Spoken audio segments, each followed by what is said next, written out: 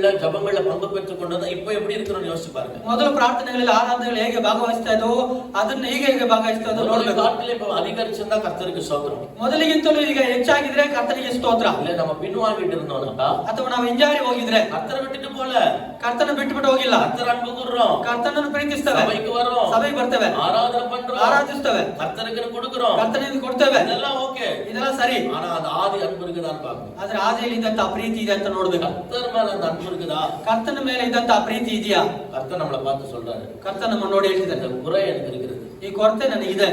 ஹalleluya. நான் இந்த குறையை உன்கிட்ட பாக்குறேன், ಈ ಕೊರತೆ ನಾನು ನಿನ್ನ ಬಳಿಯಲ್ಲಿ ನೋಡ್ತೇನೆ. நீ சரி பண்ணலனாக்கா, ನೀನು ಸರಿಪಡಿಸದೆ ಹೋದ್ರೆ விளக்கு தண்டை நான் அகற்றிடுவேன்னு சொல்றேன். ನಿಮ್ಮ ದೀಪಸ್ತಂಭವನ್ನು ಅಲ್ಲಿಂದ ತೆಗೆದುಹಾಕ್ತೇನೆ ಅಂತ ಹೇಳ್ತಿದ್ದಾರೆ. விளக்கு தண்டுல என்ன இருக்கும்னாக்கா எண்ணெயை நிரப்பி வச்சிருப்பாங்க. ಆ ದೀಪಸ್ತಂಭದಲ್ಲಿ ಏನಿರ್ತದೆ ಅಂದ್ರೆ ಎಣ್ಣೆಯನ್ನು ತುಂಬಿಸಿಟ್ಟಿರ್ತಾರೆ.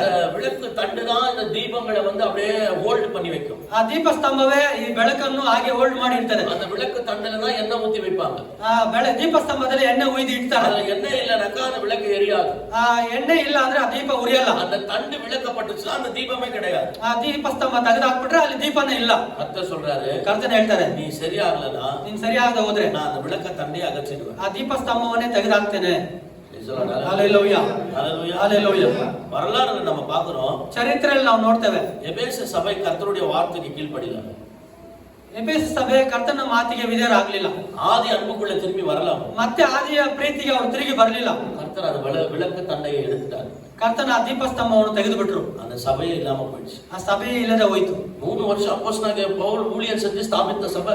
3 ವರ್ಷ ಕಾಲ ಅಪೊಸ್ತಲನಾದ ಪೌಲನು ಸೇವೆ ಮಾಡಿ ಸ್ಥಾಪನೆ ಮಾಡಿದಂತ ಸಭೆ. அற்புதமான வேதத்துல கடிதம், அந்த சபைக்காக எழுதப்பட்ட கடிதத்தை தான் நம்ம தியானித்து கொண்டு வருகிறோம். ಅದ್ಭುತವಾಗಿ ಆ ಸಭೆಗೆಂದು ಬರೆಯಲ್ಪಟ್ಟಂತ ಪತ್ರಿಕೆನೇ ನಾವು ಧ್ಯಾನ ಮಾಡ್ತಾ ಬರ್ತಿದ್ದೇವೆ. கர்த்தர் எப்படி நம்மளை மரணத்திலிருந்து ஜீவனண்டையில கொண்டு வந்தாருன்னு பார்க்கிறோம். ಕರ್ತನ ಹೇಗೆ ಮರಣದಿಂದ ನಮ್ಮನ್ನು ಜೀವದ ಬಳಿಗೆ ತಂದರೆಂದು ನೋಡ್ತೇವೆ. கிறிஸ்துவுக்குள்ள இருக்கிற நம்ம உண்மையான ஐடென்டிட்டி என்ன அப்படின்னு பார்த்துட்டு வருகிறோம். ಕ್ರಿಸ್ತನಲ್ಲಿ ನಮಗಿರುವ ನಿಜವಾದ ಗುರುತು ಏನೆಂಬುದನ್ನು ನೋಡ್ತಾ ಬರ್ತಿದ್ದೇವೆ. கர்த்தர் எப்படியா நம்மை மாற்றிருக்கிறார் என்று கவனித்தோம். ಕರ್ತನ ಹೇಗೆ ನಮ್ಮನ್ನು ಬದಲಾಯಿಸಿದ್ದಾರೆ ಎಂದು ನಾವು ನೋಡಿದೆವು. நம்மளை இப்படி மாற்றிருக்கிறதுனால நம்ம எப்படி வாழணும் அப்படின்னு சொல்லி ಪ್ರಾಕ್ಟಿಕಲ್ ಲೈಫ್ ಗಮನಿಸಿட்டு வந்து கொண்டிருக்கிறோம். ಕರ್ತನ ನಮ್ಮನ್ನು ಹೀಗೆ ಬದಲಾಯಿಸುವುದರಿಂದ ನಾವು ಹೇಗೆ ಜೀವಿಸಬೇಕೆಂಬ ಪ್ರಾಕ್ಟಿಕಲ್ ಪ್ರಾಕೃತಿಕವಾದ ಜೀವನವನ್ನು ಕುರಿತು ನೋಡ್ತಾ ಇದ್ದೇವೆ. அழைக்கப்பட்ட அழைப்புக்கு பாத்திரவான்களாய் நடந்து கொள்ளுங்க அப்படின்னு சொல்லி பவுல் சொல்கிற வார்த்தையை தியானித்து கொண்டு வந்து கொண்டிருக்கிறோம். ಕರೆಯಲ್ಪಟ್ಟಂತ ಕರೆಯುವಿಕೆಗೆ ಯೋಗ್ಯರಾಗಿ ನಡೆಕೊಳ್ಳ್ರಿ ಎಂಬ ಪೌಲನು ಹೇಳುವ ಮಾತುಗಳನ್ನು ಧ್ಯಾನ ಮಾಡ್ತಾ ಬರ್ತಿದ್ದೇವೆ. இந்த வாரத்துல கணவன மனைவி அழைக்கப்பட்ட அழைப்புக்கு எப்படி நடக்கணும் அப்படின்றதுக்கு தியானிச்சோம். ಕಳೆದ ವಾರದಲ್ಲಿ ಗಂಡನು ಹೆಂಡತಿಯು ಕರೆಯಲ್ಪಟ್ಟಂತ ಕರೆಯುವಿಕೆಗೆ ಹೇಗೆ ಯೋಗ್ಯರಾಗಿ ನಡೆಕೊಳ್ಳಬೇಕೆಂದು ಧ್ಯಾನ ಮಾಡಿದೆವು. இந்த வாரத்துல குடும்பத்துல அழைக்கப்பட்ட அழைப்புல எப்படி நடக்கணும் அப்படின்னு தியானிக்க போகிறோம். ಈ ವಾರದಲ್ಲಿ ಕುಟುಂಬದಲ್ಲಿ ಕರೆಯಲ್ಪಟ್ಟಂತ ಕರೆಯುವಿಕೆ ಹೇಗೆ ಯೋಗ್ಯರಾಗಿ ನಡೆಕೊಳ್ಳಬೇಕೆಂದು ಧ್ಯಾನ ಮಾಡ್ತೇವೆ. பிள்ளைகள் எப்படி நடந்து கொள்ளணும், ಮಕ್ಕಳು ಹೇಗೆ ನಡ್ಕೊಳ್ಬೇಕು, பெற்றோர்கள் எப்படி நடந்து கொள்ளணும், ಹೆತ್ತವರು ಹೇಗೆ ನಡ್ಕೊಳ್ಬೇಕು. இவ்வளவு அற்புதமான வார்த்தைகள் நிறைந்த ஒரு கடிதம் தான் இந்த எபேசியன் கடிதம். ಇಷ್ಟು ಅದ್ಭುತಗಳು ಮಾತುಗಳು ತುಂಬಿದಂತ ಒಂದು ಪತ್ರಿಕೆನೇ ಈ ಎಫೆಸದವರಿಗೆ ಬರೆದ ಪತ್ರಿಕೆ. ஆனா இன்னைக்கு அந்த சபை இல்லைங்க. ಆದ್ರೆ ಇವತ್ತು ಆ ಸಭೆ ಇಲ್ಲ ರೀ. காரணம் ஒண்ணுதான், ಕಾರಣ ಒಂದೇ, அந்த அன்பை விட்டதுனால, ಆ ಪ್ರೀತಿಯನ್ನು ಬಿಟ್ಟದ್ರಿಂದ, ஆதியில இருந்து அன்பை விட்டதுனால, ಮುಂಚೆ ಅವರಿಗಿದ್ದಂತ ಪ್ರೀತಿಯನ್ನು ಬಿಟ್ಟದ್ರಿಂದ. நம்ம அன்புல தேவன் மேல வைத்திருக்கிற அன்புல குறைவுபட்டோம் அப்படின்னா, ದೇವರ ಮೇಲೆ ನಮಗಿರುವ ಪ್ರೀತಿಯಲ್ಲಿ ನಾವು ಕೊರತೆ ಆದ್ರೆ, காலம் போக போக ಕಾಲಾಂತರಗಳು ಹೋಗ್ತಾ ಹೋಗ್ತಾ ஒரு தலைமுறை வரங்க, ಒಂದು ತಲೆಮಾರು ಬಂದ ಮೇಲೆ அந்த தலைமுறைக்கு ಆ ತಲೆಮಾರಿಗೆ கர்த்தர் யாருன்னு தெரியாமலே போயிடும். ಕರ್ತನ್ ಯಾರೆಂಬುದು ಗೊತ್ತಾಗದೇನೆ ಹೋಗ್ತದೆ. கர்த்தர் யாருன்னு தெரியாம போயிடும். ಕರ್ತನ್ ಯಾರೆಂಬುದು ಗೊತ್ತಾಗದೇನೆ ಹೋಗ್ತದೆ. நீங்க வாரத்துக்கு ஒரு நாள் சபைக்கு வரீங்க, ನೀವು ವಾರಕ್ಕೆ ಒಂದು ದಿನ ಸಭೆಗೆ ಬರ್ತೀರಾ, அதுல 2 மணி நேரம் வரீங்க, ಅದ್ರಲ್ಲಿ 2 ತಾಸು ಬರ್ತೀರಾ. அடுத்து உங்க பிள்ளைங்க வருவாங்க, ನಂತರ ನಿಮ್ಮ ಮಕ್ಕಳು ಬರ್ತಾರೆ, அவங்க வாரத்துக்கு அரை மணி நேரம் வருவாங்க, ಅವರು ವಾರಕ್ಕೆ ಅರ್ಧ ಗಂಟೆ ಬರ್ತಾರೆ, வாரத்துக்கு அரை மணி நேரம் தான் வருவாங்க, ವಾರಕ್ಕೆ ಅರ್ಧ ಗಂಟೆ ಮಾತ್ರ ಬರ್ತಾರೆ. அடுத்து அவங்க பிள்ளைங்க வருவாங்க, ನಂತರ ಅವರ ಮಕ್ಕಳು ಬರ್ತಾರೆ, அவங்க சபைக்கு வரமாட்டாங்க, ಅವರು ಸಭೆಗೆ ಬರೋದಿಲ್ಲ. அடுத்து அவங்க பிள்ளைங்க வருவாங்க, ನಂತರ ಅವರ ಮಕ್ಕಳು ಬರ್ತಾರೆ, அவங்க இயேசுவே தெரியாம போயிருவாங்க, ಅವರು ಯೇಸು ಎಂಬುದು ಯಾರೆಂದು ಗೊತ್ತಾಗಲ್ಲ, ரட்சிப்புள்ளே இல்லாம போயிருவாங்க, ರಕ್ಷಣೆ ಇಲ್ಲದೇನೆ ಹೋಗ್ಬಿಡ್ತಾರೆ, புறஜாதிகளா வாழ்வாங்க, ಅನ್ಯ ಜನರಾಗಿ ಜೀವಿಸ್ತಾರೆ. அந்த ஆத்மா நரகத்துக்கு போகும், ಆ ಆತ್ಮವು ನರಕಕ್ಕೆ ಹೋಗ್ತದೆ. ஹalleluya ஹalleluya ஹalleluya. நியாயம் விசாரிக்கிற அந்த நாட்கள்ல, ನ್ಯಾಯ ವಿಚಾರಿಸುವ ಆ ದಿನಗಳಲ್ಲಿ தேவ சமூகத்துல முன்னாடி நின்னு கொண்டு, ದೇವರ ಸನ್ನಿಧಿಯಲ್ಲಿ ಮುಂದೆ ನಿಂತುಕೊಂಡು, அந்த ஆத்மா நீ யார் நரகத்துக்கு வந்தன்னு கர்த்தர் கேட்கும்போது, ಆತ್ಮವನ್ನು ಕರ್ತನು ಯಾಕೆ ನರಕಕ್ಕೆ ಬಂದೆ ಎಂದು ಕೇಳುವಾಗ, முன்னாடி இந்த தலைமுறை என்ன இந்த நிலைக்கு தள்ளிச்சுன்னு சொல்லுவாங்க. ನನ್ನ ಹಿಂದೆ ಇದ್ದಂತ ತಲೆಮಾರು ನನ್ನನ್ನು ಈ ಸ್ಥಿತಿಗೆ ತಳ್ಳಿತು ಎಂದು ಅವರು ಹೇಳ್ತಾರೆ. Praise the Lord. Hallelujah. Hallelujah. நான் போய் சொல்ல, ನಾನು ಸುಳ್ಳು ಹೇಳ್ತಿಲ್ಲ. இஸ்ரவேல் ஜனங்கள்ல நடந்த கதையை தான் சொல்றேன். ಇಸ್ರೇಲ್ ಜನರಲ್ಲಿ ನಡೆದಂತ ಕಥೆಯನ್ನು ಹೇಳ್ತಾ ಇದ್ದೀವಿ. யோசுவா சொல்றாரு, ಯೋಶುವನು ಹೇಳ್ತಾರೆ, ಕಾನಾನಿಗೆ ಬಂದ உடனே ಕಾನಾನಿಗೆ ಬಂದ ತಕ್ಷಣ நானும் என் வீட்டாரும் என்றால் கர்த்தரையே சேவிப்போம். ನಾನು ನನ್ನ ಮನೆಯವರು ಕರ್ತನನ್ನೇ ಸೇವಿಸುವೆವು. நீங்க சேவிக்கிறீங்களா இல்லையோ? ನೀವು ಸೇವಿಸ್ತೀರೋ ಇಲ್ವೋ? நானும் என் வீட்டாரும் கர்த்தரை சேவிப்போம்னு சொல்றாரு. ನಾನು ನನ್ನ ಮನೆಯವರು ಕರ್ತನನ್ನೇ ಸೇವಿಸ್ತೇವೆ ಅಂತ ಹೇಳ್ತಾರೆ. இஸ்ரவேல் ஜனங்கள் எல்லாரும் சொல்றாங்க, ಇಸ್ರೇಲ್ ಜನರು ಎಲ್ಲರೂ ಹೇಳ್ತಾರೆ, நாங்களும் கர்த்தரையே சேவிப்போம். ನಾವು ಕರ್ತನನ್ನೇ ಸೇವಿಸ್ತೇವೆ. கர்த்தரை சேவிச்சாங்க, ಕರ್ತನನ್ನು ಸೇವಿಸಿದ್ರು, அழகா கர்த்தரை சேவிச்சாங்க. ಸುಂದರವಾಗಿ ಕರ್ತನನ್ನು ಸೇವಿಸಿದ್ರು. யோசுவா மரிச்சு போனார், ಯೋಶುವನು ಸತ್ತು ಹೋದ್ರು, தலைவர்கள் மரித்து போனாங்க, ತಲೆಮಾರಿನವರು ಸತ್ತು ಹೋದ್ರು, அந்த தலைவர் லீடர் ನಾಯಕರುಗಳು ಸತ್ತು ಹೋದ್ರು. அதுக்கப்புறம் அந்த தலைமாரில் இருக்கிற அத்தனை பேரும் மரித்து போனார்கள். ನಂತರ ಆ ತಲೆಮಾರಿರುವ ಅಷ್ಟು ಜನರು ಸತ್ತು ಹೋದ್ರು. நெக்ஸ்ட் நியூ ஜெனரேஷன் வந்துட்டே இருக்குதுங்க. ಒಂದು ಹೊಸ ಸಂತತಿ ಬರ್ತಾನೆ ಇದೆ. நியாயாதிபதிகள் புத்தகத்துல வருகிறோம், ನ್ಯಾಯಸ್ಥಾಪಕರ ಪುಸ್ತಕಕ್ಕೆ ಬರ್ತವೆ, 2ஆம் அதிகாரத்துல வாசிக்கிறோம். 2ನೇ ಅಧ್ಯಾಯದಲ್ಲಿ ಓದ್ತೇವೆ, இஸ்ரவேல்ல ஒரு புதிய சந்ததி தோன்றினது, ಇಸ್ರೇಲ್ ಹೊಸ ಸಂತತಿ ಹುಟ್ಟಿತು. அவர்களுக்கு கர்த்தர் யார் என்பது தெரியாது. ಅವರಿಗೆ ಕರ್ತನ್ ಯಾರು ಎಂಬುದೇ ಗೊತ್ತಿಲ್ಲ. அவங்க யார வணங்குனாங்கன்னு பாக்குறீங்கன்னா, ಅವರು ಯಾರಿಗೆ ನಮಸ್ಕರಿಸುವುದನ್ನು ನೋಡಿದ್ರೆ அவர்களை விடுதலையாக்கி கொண்டு வந்த யெகோவா தேவன் கிடையாது. ಅವನು ಬಿಡುಗಡೆ ಮಾಡಿ ಕರ್ತನಂತ ಯೆಹೋವ ದೇವರನ್ನು ಅಲ್ಲ, பாகாலை வணங்கினார்கள், ಬಹಾಲ್ ದೇವತೆಯನ್ನು ನಮಸ್ಕರಿಸಿದರು, விக்கிரகங்களை வணங்கினாங்க, ವಿಗ್ರಹಗಳನ್ನು ನಮಸ್ಕರಿಸಿದರು. ஹalleluya, ஹalleluya, ஹalleluya. ஏதோ கொஞ்சம் நெஞ்ச பக்தி பாராட்டுறதுனால, ಏನೋ ಅಲ್ಪ ಸ್ವಲ್ಪ ಭಕ್ತಿಯನ್ನು ತೋರಿಸೋದ್ರಿಂದ, ஏதோ கர்த்தரை நம்பி விசுவாசித்து ரட்சிப்பு பெற்றதுனால, ಏನೋ ಕರ್ತನ ನಂಬಿ ನಂಬಿಕೆ ಇಟ್ಟು ರಕ್ಷಣೆ ಹೊಂದಿರೋದ್ರಿಂದ நீங்க பரலோகத்துக்கு போயிருவீங்க. ನೀವು ಪರಲೋಕಕ್ಕೆ ಹೋಗ್ಬಿಡ್ತೀರಾ. அடுத்த தலைமுறை நரகத்துக்கு தள்ளிட்டு போறீங்களே, நியாயமா? ಬರುವಂತ ಸಂತತಿಯನ್ನು ನರಕಕ್ಕೆ ತಳ್ಳಿ ಹೋಗ್ತೀರಾ, ಇದು ನ್ಯಾಯನ?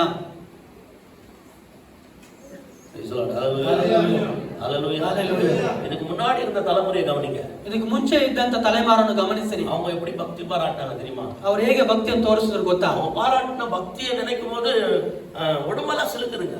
ಅವರು ತೋರಿಸಿದಂತ ಭಕ್ತಿಯನ್ನು ನೆನೆಸುವಾಗ ಮೈಯೆಲ್ಲ ರೋಮಾಂಚನವಾಗ್ತದೆ. முதல் என்னைக்கு வேதத்தை தொட்டோன்ற அந்த நாளை ஞாபகம் வச்சிருக்கிறாங்க. ಮೊದಲು ಸತ್ಯವೇದನೆ ಯಾವತ್ತು ಮುಟ್ಟಿರುವ ಆ ದಿನವನ್ನು ನೆನಪಿನಲ್ಲಿ ಇಟ್ಟುಕೊಂಡಿದ್ದಾರೆ. முதல் என்னைக்கு சுவிசேஷத்தை கேட்டோன்ற அந்த நாலு நேரத்தை ஞாபகம் வச்சிருக்கிறாங்க.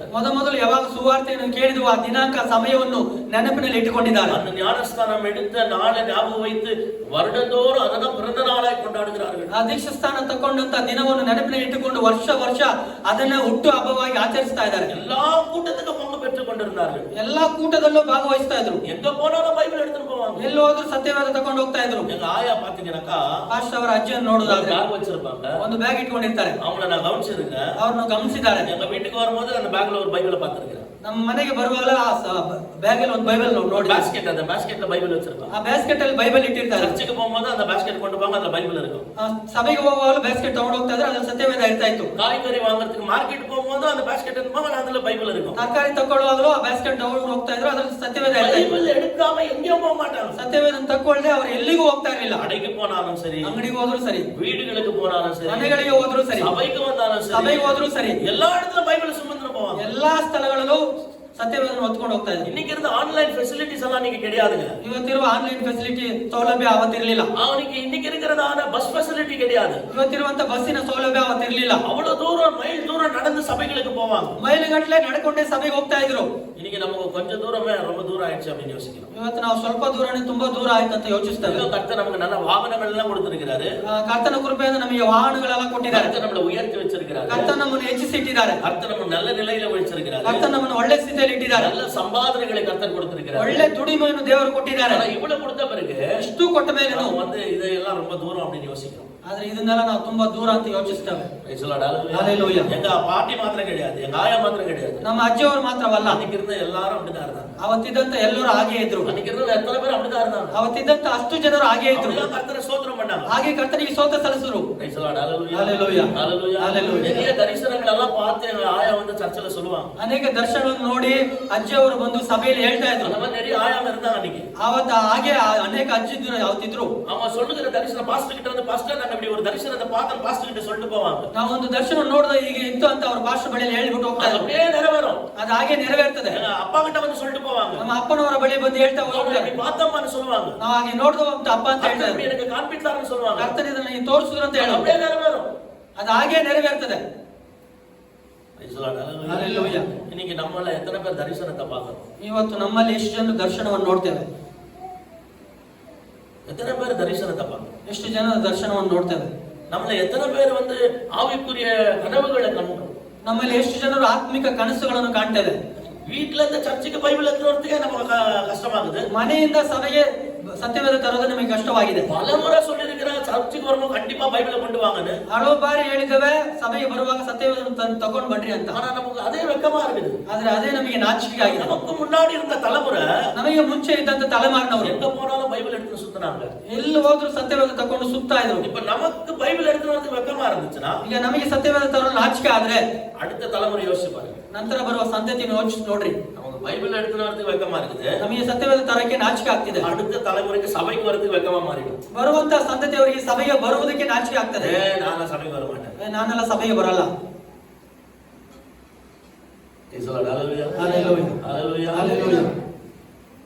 ரொம்ப கேர்ஃபுல்லா இருக்கணும். ತುಂಬಾ ಎಚ್ಚರಿಕೆಯುಳ್ಳವರಾಗಿರಬೇಕು. கர்த்தருடைய பரிசுத்த நாமத்துக்கு மகிமை உண்டாகட்டும். ಕರ್ತನ ಪರಿಶುದ್ಧ ನಾಮಕ್ಕೆ ಮಹಿಮೆ ಉಂಟಾಗಲಿ. வேதத்தினுடைய வசனத்துக்கு நேரா நம்ம வேதத்தை திருப்பலாம். ಸತ್ಯವೇದ ವಾಕ್ಯಕ್ಕೆ ನೇರವಾಗಿ ನಮ್ಮ ಸತ್ಯವೇದ ತಿರುಗಿಸೋಣ. ஒண்ணுக்கு எபேசியர் புத்தகம் 6ஆம் அதிகாரம். ಎಫೆಸದವರಿಗೆ 6ನೇ ಅಧ್ಯಾಯ. இன்னைக்கு நான் பேசுறது எல்லாமே வசனத்துக்கு செய்திக்கு ஒத்த வார்த்தைகளை தான் பேசிக் கொண்டிருக்கிறேன். ಸಂದೇಶಕ್ಕೆ ಸೇರಿದಂತ ಮಾತುಗಳನ್ನು ಇವತ್ತು ಮಾತುಗಳನ್ನಾಗಿ ಹೇಳ್ತಾ ಇದ್ದೇನೆ. எபேசியர் 6ஆம் அதிகாரம். ಎಫೆಸದವರಿಗೆ 6ನೇ ಅಧ್ಯಾಯ 1 ರಿಂದ 4 ವಚನங்களை நம்ம வாசிக்கலாம். 1 ರಿಂದ 4 ವಾಕ್ಯಗಳನ್ನು ನಾವು ಓದೋಣ. வாசிங்க பார்க்கலாம்.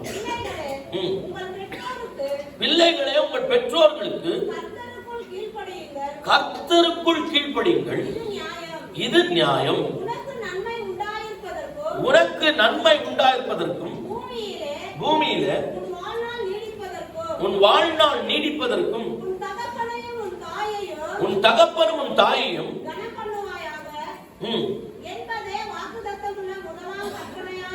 வாக்குதத்தமுள்ள முதலாம் கற்பனையா இருக்கிறது. பிதாக்களே, நீங்களும் உங்கள் பிள்ளைகளை கோபப்படுத்தாமல் கர்த்தருக்கு ஏற்ற சிட்சையிலும் போதனையிலும் அவர்களை வளர்ப்பீர்களாக. Praise the Lord. ஹalleluya, ஹalleluya. கர்த்தருடைய பரிசுத்த நாமத்துக்கு மகிமை உண்டாகட்டும். ಕರ್ತನ ಪರಿಶುದ್ಧ ನಾಮಕ್ಕೆ ಮಹಿಮೆ ಉಂಟಾಗಲಿ. வேதத்துல நம்ம பார்த்து கொண்டு வருகிறோம். ಸತ್ಯವೇದದಲ್ಲಿ ನಾವು ನೋಡ್ತಾ ಬರ್ತಿದ್ದೇವೆ. அழைக்கப்பட்ட அழைப்புக்கு பாத்திரவான்களாய் நடந்து கொள்ளுங்க அப்போஸ்தலனாகிய பவுல் ಆರಂಭಿக்கிறார். ಕರೆಯಲ್ಪಟ್ಟಂತ ಕರೆಯುವಿಕೆಗೆ ಯೋಗ್ಯರಾಗಿ ನಡೆಕೊಳ್ಳ್ರಿ ಎಂದು ಅಪೊಸ್ತಲ ಪೌಲನು ಪ್ರಾರಂಭಿಸುತ್ತಾರೆ. கர்த்தர் நம்மளை அழைத்த அந்த அழைப்புக்கு பாத்திரவான்களா நடந்துக்கணும். ಕರ್ತನ ನಮ್ಮನ್ನು ಕರೆದಂತ ಕರೆಯುವಿಕೆಗೆ ಯೋಗ್ಯರಾಗಿ ನಾವು ನಡೆಕೊಳ್ಳಬೇಕು. திருமணத்துல கூட அழைக்கப்பட்ட அழைப்புக்கு பாத்திரவான்களா நடந்துக்கணும். ಮದುವೆಯಲ್ಲಿ ಸಹ ಕರೆಯಲ್ಪಟ್ಟಂತ ಕರೆಯುವಿಕೆಗೆ ಯೋಗ್ಯರಾಗಿ ನಡೆಕೊಳ್ಳಬೇಕು. இன்னைக்கு வீடுகள்ல நம்ம எப்படி நடக்கணும்னு கர்த்தர் சொல்றார். ಇವತ್ತು ಮನೆಗಳಲ್ಲಿ ಹೇಗೆ ನಾವು ನಡೆಕೊಳ್ಳಬೇಕೆಂದು ಕರ್ತನ ಹೇಳಿದ್ದಾರೆ. பெற்றோர்கள் பிள்ளைகள் எப்படி இருக்கணும் கர்த்தர் சொல்லித் தரார். ಎತ್ತವರು ಮಕ್ಕಳು ಹೇಗೆ ಇರಬೇಕೆಂದು ಕರ್ತನ ಹೇಳಿಕೊಡ್ತಾ ಇದ್ದಾರೆ. கர்த்தர் நம்முடைய வாழ்க்கையை குறித்து, நம்ம வீட்டை குறித்து, நம்முடைய குடும்பத்தை குறித்து அதிக கவனம் உள்ளவராக இருக்கிறார் என்பதை நம்ம மறந்துடவே கூடாது. ಕರ್ತನ ನಮ್ಮ ಜೀವಿತವನ್ನು ಕುರಿತು, ನಮ್ಮ ಕುಟುಂಬವನ್ನು ಕುರಿತು, ನಮ್ಮ ಮಕ್ಕಳನ್ನು ಕುರಿತು ಹೆಚ್ಚಾಗಿ ಗಮನವುಳ್ಳವರಾಗಿ ಇರ್ತಾರೆ ಎಂಬುದನ್ನು ಮರೆತು ಬಿಡಬಾರದು. நம்முடைய குடும்பத்தை குறித்து எவ்வளவு கவனிக்கிறோம் தெரியாது. ನಮ್ಮ ಕುಟುಂಬ ನಾವು ಎಷ್ಟು ಗಮನಿಸ್ತೇವೆ ಗೊತ್ತಿಲ್ಲ. பிள்ளைகளை நீங்க எவ்வளவு கவனிக்கிறீங்கன்னு தெரியாது. ಮಕ್ಕಳನ್ನು ನೀವು ಎಷ್ಟು ಗಮನಿಸ್ತೀರ ಗೊತ್ತಿಲ್ಲ. கர்த்தர் நம்முடைய குடும்பங்களை குறித்து அதிக கவனம் உள்ளவராக இருக்கிறார். ಆದರೆ ಕರ್ತನು ನಮ್ಮ ಕುಟುಂಬಗಳನ್ನು ಕುರಿತು ಹೆಚ್ಚು ಗಮನ ಹರಿಸುವವರಾಗಿದ್ದಾರೆ. ரட்சிக்கப்பட்ட வாழ்க்கை என்பது, ರಕ್ಷಣೆ ಹೊಂದಿದ ಜೀವಿತ ಎಂಬುದು ஏதோ ஆராதிக்கிறது, சபைக்கு போறது, ஏதோ நம்முடைய லைஃபை நம்ம பார்த்துக்கிறது அது மாத்திரம் கிடையாது. ಏನು ಸಭೆಗೆ ಹೋಗೋದು, ಆರಾಧನೆ ಮಾಡೋದು, ನಮ್ಮ ಜೀವಿತವನ್ನು ನಾವು ನೋಡಿಕೊಳ್ಳೋದು ಹಾಗೆ ಅಲ್ಲ. ரட்சிக்கப்பட்டவருடைய வாழ்க்கை என்று சொல்லும்போது, ರಕ್ಷಣೆ ಹೊಂದಿದವರ ಜೀವಿತ ಎಂದು ಹೇಳುವಾಗ அந்த வாழ்க்கையை திருமண வாழ்க்கையில அப்படிதான் நடக்கணும். ಮದುವೆ ಜೀವಿತದಲ್ಲಿ ನಾವು ಹಾಗೆ ನಡ್ಕೊಳ್ಬೇಕು. கணவன் மனைவி உறவிலே அப்படிதான் நடக்கணும். ಗಂಡ ಹೆಂಡತಿ ಸಂಬಂಧದಲ್ಲೂ ನಾವು ಹಾಗೆ ನಡ್ಕೊಳ್ಬೇಕು. அதே போல பிள்ளைகள் பெற்றோர் என்ற உறவிலே அப்படிதான் நடக்கணும். ಅದೇ ಪ್ರಕಾರ ಮಕ್ಕಳು ಎತ್ತವರು ಸಂಬಂಧದಲ್ಲಿ ಹಾಗೆ ನಡ್ಕೊಳ್ಬೇಕು. கர்த்தர் குடும்பங்களை குறித்து அதிக கவனம் உள்ளவராக இருக்கிறார். ಕರ್ತನ ಕುಟುಂಬಗಳನ್ನು ಕುರಿತು ಹೆಚ್ಚಾಗಿ ಗಮನ ಹರಿಸುವವರಾಗಿದ್ದಾರೆ. 6ஆம் அதிகாரத்துடைய முதல் வசனத்தை கவனிங்க. 6ನೇ ಅಧ್ಯಾಯದಲ್ಲಿ 1ನೇ ವಾಕ್ಯವನ್ನು ಗಮನಿಸಿರಿ. வசனம் எப்படி ஆரம்பிக்கப்படுகிறது? ವಾಕ್ಯ ಹೇಗೆ ಪ್ರಾರಂಭಿಸುತ್ತದೆ? பிள்ளைகளே, ಮಕ್ಕಳೇ, ஹalleluya, உங்கள் பெற்றோர்களுக்கு என்ன பண்ணுங்க? கீழ்ப்படிங்க. ನಿಮ್ಮ ತಂದೆ ತಾಯಿಗಳ ಮಾತನ್ನು ಕೇಳಬೇಕು. முதல் வசனம், 1ನೇ ವಾಕ್ಯವು பிள்ளைகளே உங்க பெற்றோருக்கு கீழ்ப்படிங்கன்னு சொல்லுது. ಮಕ್ಕಳೇ, ನಿಮ್ಮ ತಂದೆ ತಾಯಿಗಳಿಗೆ ಮಾತನ್ನು ಕೇಳಬೇಕು. 2வது வசனத்துல பாத்தீங்கன்னா, 2ನೇ ವಾಕ್ಯದಲ್ಲಿ ನೋಡುವಾಗ தாய் தகப்பனை என்ன பண்ணு? கனம் பண்ணு. ನಿಮ್ಮ ತಂದೆ ತಾಯಿಯನ್ನು ಸನ್ಮಾನಿಸಿರಿ. ಹಲ್ಲೆಲೂಯಾ. கீழ்ப்படினோம், ವಿಧೇಯರಾಗಬೇಕು, கனம் பண்ணு, ಸನ್ಮಾನಿಸಬೇಕು. ಹಲ್ಲೆಲೂಯಾ. யாரு? ಯಾರು? எல்லா பிள்ளைகளும், ಎಲ್ಲಾ ಮಕ್ಕಳು. இப்ப இங்க இருக்கிறவங்கள, ಈಗ ಇಲ್ಲಿರುವವರಲ್ಲಿ எத்தனை பேருக்கு அப்பா அம்மா இருக்கிறாங்க தெரியாது. ಎಷ್ಟು ಜನರಿಗೆ ತಂದೆ ತಾಯಿ ಇದ್ದಾರೆ ಗೊತ್ತಿಲ್ಲ. ஒருவேளை அப்பா அம்மா இருந்தாங்கன்னாக்கா, ಒಂದು ವೇಳೆ ತಂದೆ ತಾಯಿ ಇರುವುದಾದ್ರೆ கீழ்ப்படினோம், ಅವರಿಗೆ ವಿಧೇಯರಾಗಬೇಕು. ஹalleluya, ஹalleluya, ஹalleluya. திருமணத்துக்கு இதுக்கு முன்னாடி போன வாரத்துல நம்ம தியானிச்சோம். ಕಳೆದ ವಾರದಲ್ಲಿ ನಾವು ಧ್ಯಾನ ಮಾಡಿದೆವು. நம்ம என்ன திருமணம் ஆன பிறகு ಮದುವೆ ಆದ ನಂತರ உன் தாய் தகப்பனை விட்டு ನಿನ್ನ ತಂದೆ ತಾಯಿಯನ್ನು ಬಿಟ್ಟು நீங்கள் ஒரே சரீரமா இருக்கிறீர்கள். ನೀವು ಒಂದೇ ದೇಹವಾಗಿದ್ದೀರಾ. அது உண்மைதான், ಅದು ನಿಜಾನೇ. ಆದರೆ அதே நேரத்துல ಅದೇ ಸಮಯದಲ್ಲಿ பெற்றோர்கள் என்பது இருப்பார்கள் என்று ನಿಮ್ಮ சொன்னா ಹೆತ್ತವರು ಎಂಬುದು ಇರುವುದಾದ್ರೆ அவர்களை கனம் பண்றவங்களா இருக்கணும், ಅವರನ್ನು ಸನ್ಮಾನಿಸುವವರಾಗಿರಬೇಕು, அவரை பார்த்துக்கிறவங்களா இருக்கணும், ಅವರು ನೋಡಿಕೊಳ್ಳುವವರಾಗಿರಬೇಕು, அவங்களுடைய தேவைகளை சந்திக்கிறவங்களா இருக்கணும், ಅವರ ಅಗತ್ಯತೆಗಳನ್ನು ಒದಗಿಸಿಕೊಡುವವರಾಗಿರಬೇಕು. எனக்கு கல்யாணம் ஆயிடுச்சு, ನನಗೆ ಮದುವೆ ಆಗ್ಬಿಡ್ತು, எனக்கு பிள்ளைங்க ஆயிட்டாங்க, ನನಗೆ ಮಕ್ಕಳಾದ್ರು, இது என் வாழ்க்கை, ಇದು ನನ್ನ ಜೀವಿತ, இவனெல்லாம் என்னால பாத்துக்க முடியாது, ನಿಮ್ಮನ್ನೆಲ್ಲ ನನ್ನಿಂದ ನೋಡ್ಕೊಳಕ್ ಆಗಲ್ಲ அப்படின்னா விட்டுறக்கூடாது. ಹಾಗೆ ಅಂತ ಹೇಳಿ ಬಿಟ್ಬಿಡಬಾರ್ದು. அப்படி விட்டீனாக்கா ಹಾಗೆ ಬಿಟ್ಟು ಬಿಡುವುದಾದ್ರೆ உண்மையான ஒரு கிறிஸ்தவன் கிடையாது, ನಿಜವಾದ ಒಂದು ಕ್ರೈಸ್ತರಲ್ಲ. ஒரு சரியான கிறிஸ்தவ வாழ்க்கை வாழ ಒಂದು ಸರಿಯಾದ ಕ್ರೈಸ್ತ ಜೀವಿತವನ್ನು ಜೀವಿಸ್ತಾ அப்படின்னாக்கா ಯಾಕೆ ಅಂದ್ರೆ உன் தாயும் தகப்பனும் நீ கனம் பண்ணுவாயா, ನಿನ್ನ ತಂದೆ ತಾಯಿಯನ್ನು ನೀನು ಸನ್ಮಾನಿಸಬೇಕು. வாக்குத்தத்தம் நிறைந்த முதல் கட்டளை அதுதான். ವಾಗ್ದಾನ ತುಂಬಿದ ಮೊದಲ ಆಜ್ಞೆನೇ ಅದು. ஃபேமிலி உங்க கணவன் மனைவி பிள்ளை என்ற ஃபேமிலி வேற, ಗಂಡ ಹೆಂಡತಿ ಮಕ್ಕಳು ಎಂಬ ಕುಟುಂಬ ಬೇರೆ. அந்த குடும்பத்துக்கு தேவையான தீர்மானங்கள் நீங்க தான் எடுக்கணும், ಆ ಕುಟುಂಬಕ್ಕೆ ಬೇಕಾದ ನಿರ್ಧಾರಗಳನ್ನು ನೀವೇ ತಗೊಳ್ಬೇಕು, அந்த குடும்பத்தை முன்னெடுத்துக்கிற காரியங்கள் நீங்க தான் செய்யணும், ಆ ಕುಟುಂಬವನ್ನು ನಡೆಸುವಂತ ಕಾರ್ಯಗಳನ್ನು ನೀವೇ ಮಾಡಬೇಕು. ஆனா அதே நேரத்துல ಆದ್ರೆ ಅದೇ ಸಮಯದಲ್ಲಿ பெற்றோர்கள் இருப்பார்கள், ನಿಮ್ಮ ಹೆತ್ತವರು ಇರುವುದಾದ್ರೆ அவங்களை நீங்க கனம் பண்ணணும், ಅವರನ್ನು ನೀವು ಸನ್ಮಾನಿಸಬೇಕು, அவங்கள பார்த்துக்கணும், ಅವ್ರು ನೋಡಿಕೊಳ್ಬೇಕು. வயசானவங்களா இருந்தாங்கன்னா ವಯಸ್ಸಾದವರಾಗಿದ್ರೆ அவங்கள நீங்க நல்லா பார்த்துக்கணும், ಅವ್ರು ನೀವು ಚೆನ್ನಾಗಿ ನೋಡ್ಕೊಳ್ಬೇಕು, அவங்களுக்கு பண உதவிகளை செய்யணும், ಅವರಿಗೆ ಹಣ ಸಹಾಯ ಮಾಡಬೇಕು, அவங்களை விசாரிக்கணும், ಅವ್ರನ್ನ ವಿಚಾರಿಸಬೇಕು. இது வயதான பெற்றோர்களுக்கு எல்லாரும் செய்யணும், ಇದು ವಯಸ್ಸಾದಂತ ಹೆತ್ತವರಿಗೆ ಎಲ್ಲರೂ ಮಾಡಬೇಕು. பிள்ளைகள் எல்லாம் அப்படியே பெற்றோர்களுக்கு கீழ்ப்படினா இருக்கும், ಮಕ್ಕಳೆಲ್ಲ ಹಾಗೆ ಹೆತ್ತವರಿಗೆ ವಿಧೇಯರಾಗಿ ಇರ್ತೇವೆ. நிறைய நேரத்துல நம்ம என்ன சொல்றோம், ಅನೇಕ ಸಮಯದಲ್ಲಿ ನಾವು ಏನ್ ಹೇಳ್ತೇವೆ, நான் பிள்ளைகளுக்கு கீழ்ப்படிறதே இல்ல பாஸ்டர், ನನ್ನ ಮಕ್ಕಳು ನಮಗೆ ಮಾತನ್ನು ಕೇಳ್ತಾನೆ ಇಲ್ಲ ಪಾಸ್ಟರ್, பிள்ளை என்ன பாத்துக்கிறதே இல்ல பாஸ்டರ್, ನನ್ನ ಮಕ್ಕಳು ನಮ್ಮ ನೋಡ್ಕೊಳ್ತಾನೆ ಇಲ್ಲ ಪಾಸ್ಟರ್. நீ உங்க அப்பா அம்மா பாத்துக்கிறியா, ನೀವು ನಿಮ್ಮ ಅಪ್ಪ ಅಮ್ಮನ ನೋಡ್ಕೊಳ್ತೀರಾ? இப்ப அதை கத்து கொடுத்தது யாரு அவங்களுக்கு, ಈಗ ಅದನ್ನು ಕಲ್ಸ್ಕೊಟ್ಟಿದ್ ಯಾರು ಅವರಿಗೆ? ஒரு வீட்டுல ஒரு தாத்தா இருந்தாரு, ಒಂದು ಮನೆಯಲ್ಲಿ ಒಂದು ತಾತ ಇದ್ರು. தாத்தாவுக்கு ಆ ತಾತನಿಗೆ தினமும் வந்து கஞ்சி ஊத்துவாங்க, ದಿನ ಅವರು ಗಂಜಿ ಕೊಡ್ತಾ ಇದ್ರು. ஒரு அலுமினியம் தட்டு, ಒಂದು ಅಲ್ಯೂಮಿನಿಯಂ ತಟ್ಟೆಯಲ್ಲಿ, அந்த தட்டுல எப்பவுமே சாப்பாடு கஞ்சி போட்டுட்டு ಆ ತಟ್ಟೆಯಲ್ಲಿ ಊಟ ಗಂಜಿ ಯಾವಾಗಲೂ ಹಾಕಿ அந்த திண்ணையில உட்கார வச்சு சாப்பிட வைப்பாங்க. ಆ ದಿನಲ್ಲಿ ಕೂತಿರ್ತಾ ಇದ್ರು, ಅಲ್ಲಿ ಊಟ ಕೊಡ್ತಾ ಇದ್ರು ಅವರಿಗೆ. அந்த பிள்ளை வந்து அம்மா கிட்ட கேட்டுச்சு, அம்மா ஏமா தாத்தாக்கு எப்பவுமே அலுமினியம் இதே தட்டுல கொடுத்து தாத்தா அங்கேயே உட்கார வைக்கிற? ಆ ಮಗ ಹುಡುಗ ಕೇಳ್ದ, ಅಮ್ಮ ಯಾಕಮ್ಮ ತಾತನಿಗೆ ಇದೇ ತಟ್ಟೆಯಲ್ಲಿ ದಿನ ಊಟ ಕೊಟ್ಟು ಅಲ್ಲಿ ಕುಂಡ್ರಿಸ್ತೀರಾ ಅಂತ. இது தாத்தா தட்டுடா, ಇದು ತಾತ ತಟ್ಟೆ, ವಯಸ್ಸಾಯ್ತು இல்லையா, ವಯಸ್ಸಾಯ್ತಲ್ಲ, அப்படிதான். ಅದರಿಂದ ಹಾಗೇನೆ ஒரு நாள் தட்டு காணும், ಒಂದಿನ ತಟ್ಟೆ ಕಾಣ್ಲಿಲ್ಲ. ಕಿಚನ್ ಎಲ್ಲ தேடுறாங்க, ಅಡಿಗೆ ಮನೆಯೆಲ್ಲ ಹುಡುಕ್ತಾ ಇದಾರೆ, தாத்தாக்கு சாப்பாடு கொடுக்கணுமே, ತಾತನಿಗೆ ಊಟ ಕೊಡ್ಬೇಕಲ್ಲ, ಅಲ್ಯೂಮಿನಿಯಂ ತಟ್ಟೆ ಕಾಣೋம், ಅಲ್ಯೂಮಿನಿಯಂ ತಟ್ಟೆ ಕಾಣಿಸ್ತಿಲ್ಲ, அங்க இங்க உருட்டுறாங்க காணோம், ಅಲ್ಲಿ ಇಲ್ಲಿ ಹುಡುಕ್ತಾ ಇದಾರೆ ಕಾಣಿಸ್ತಾ ಇಲ್ಲ. அப்ப அந்த பையன் வந்தான், ಆ ಹುಡುಗ ಬಂದ, ஏய் தாத்தா அது தட்டை பாத்தியா? ಹುಡುಗ ತಾತನ ತಟ್ಟೆ ನೋಡ್ದ. ஆமாமா பார்த்தேன் ನಾನು. ಹೌದಮ್ಮ ನಾನು ನೋಡ್ದೆ. ಎಲ್ಲಡಾ ಅದು? ಎಲ್ಲಪ್ಪ ಅದು? நான் தான் பத்திரமா எடுத்து வச்சிருந்தேம்மா. ನಾನೇ ಅದನ್ನ ಭದ್ರವಾಗಿ ಎತ್ತಿಟ್ಟಿದ್ದೀನಮ್ಮ. நீ ಯಾಕೆ அதை எடுத்து வச்ச? ನೀನ್ ಯಾಕಪ್ಪ ಅದನ್ನ ತೆಗೆದಿಟ್ಟೆ? ನಾಳೆ ಹುಡುಗ ವಯಸ್ಸಾச்சு ನಾನು ಹುಟ್ಟುನಮ್ಮ. ನಿನಗೆ ನಾಳೆ ನಿನಗೆ ವಯಸ್ಸಾದ್ರೆ ನಾನು ನಿನಗೆ ಕೊಡ್ಬೇಕಲ್ಲ.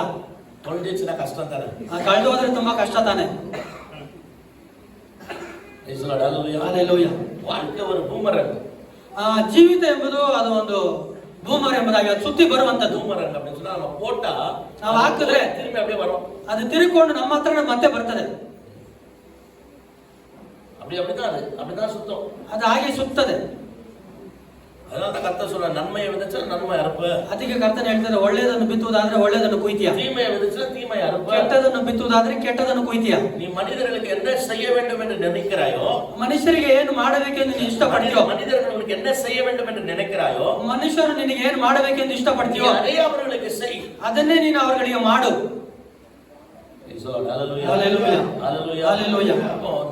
நம்ம பெற்றோர்களுக்கு கீழ்ப்படியலனா, ನಾವು ನಮ್ಮ ಹೆತ್ತವರಿಗೆ ವಿಧೇಯರಾಗದೆ ಹೋದ್ರೆ, நம்ம பெற்றோர்களை கனப்படுத்தலனா, ನಾವು ನಮ್ಮ ಹೆತ್ತವರನ್ನು ಸನ್ಮಾನಿಸದೆ ಹೋದ್ರೆ, ನಾಳೆಗೆ ನಮ್ಮ பெற்றோர் நம்மளை கனப்படுத்தும். ಆದ್ರೆ ನಾಳೆ ನಾವು ಎತ್ತಿರುವಂತದ್ದು ನಮ್ಮನ್ನು ಗಣಪಡಿಸೋದಿಲ್ಲ. அவங்க நீங்க எக்ஸ்பெக்ட் பண்ணக்கூடாது. ಅದನ್ನು ನೀವು ನಿರೀಕ್ಷೆ ಮಾಡಬಾರದು.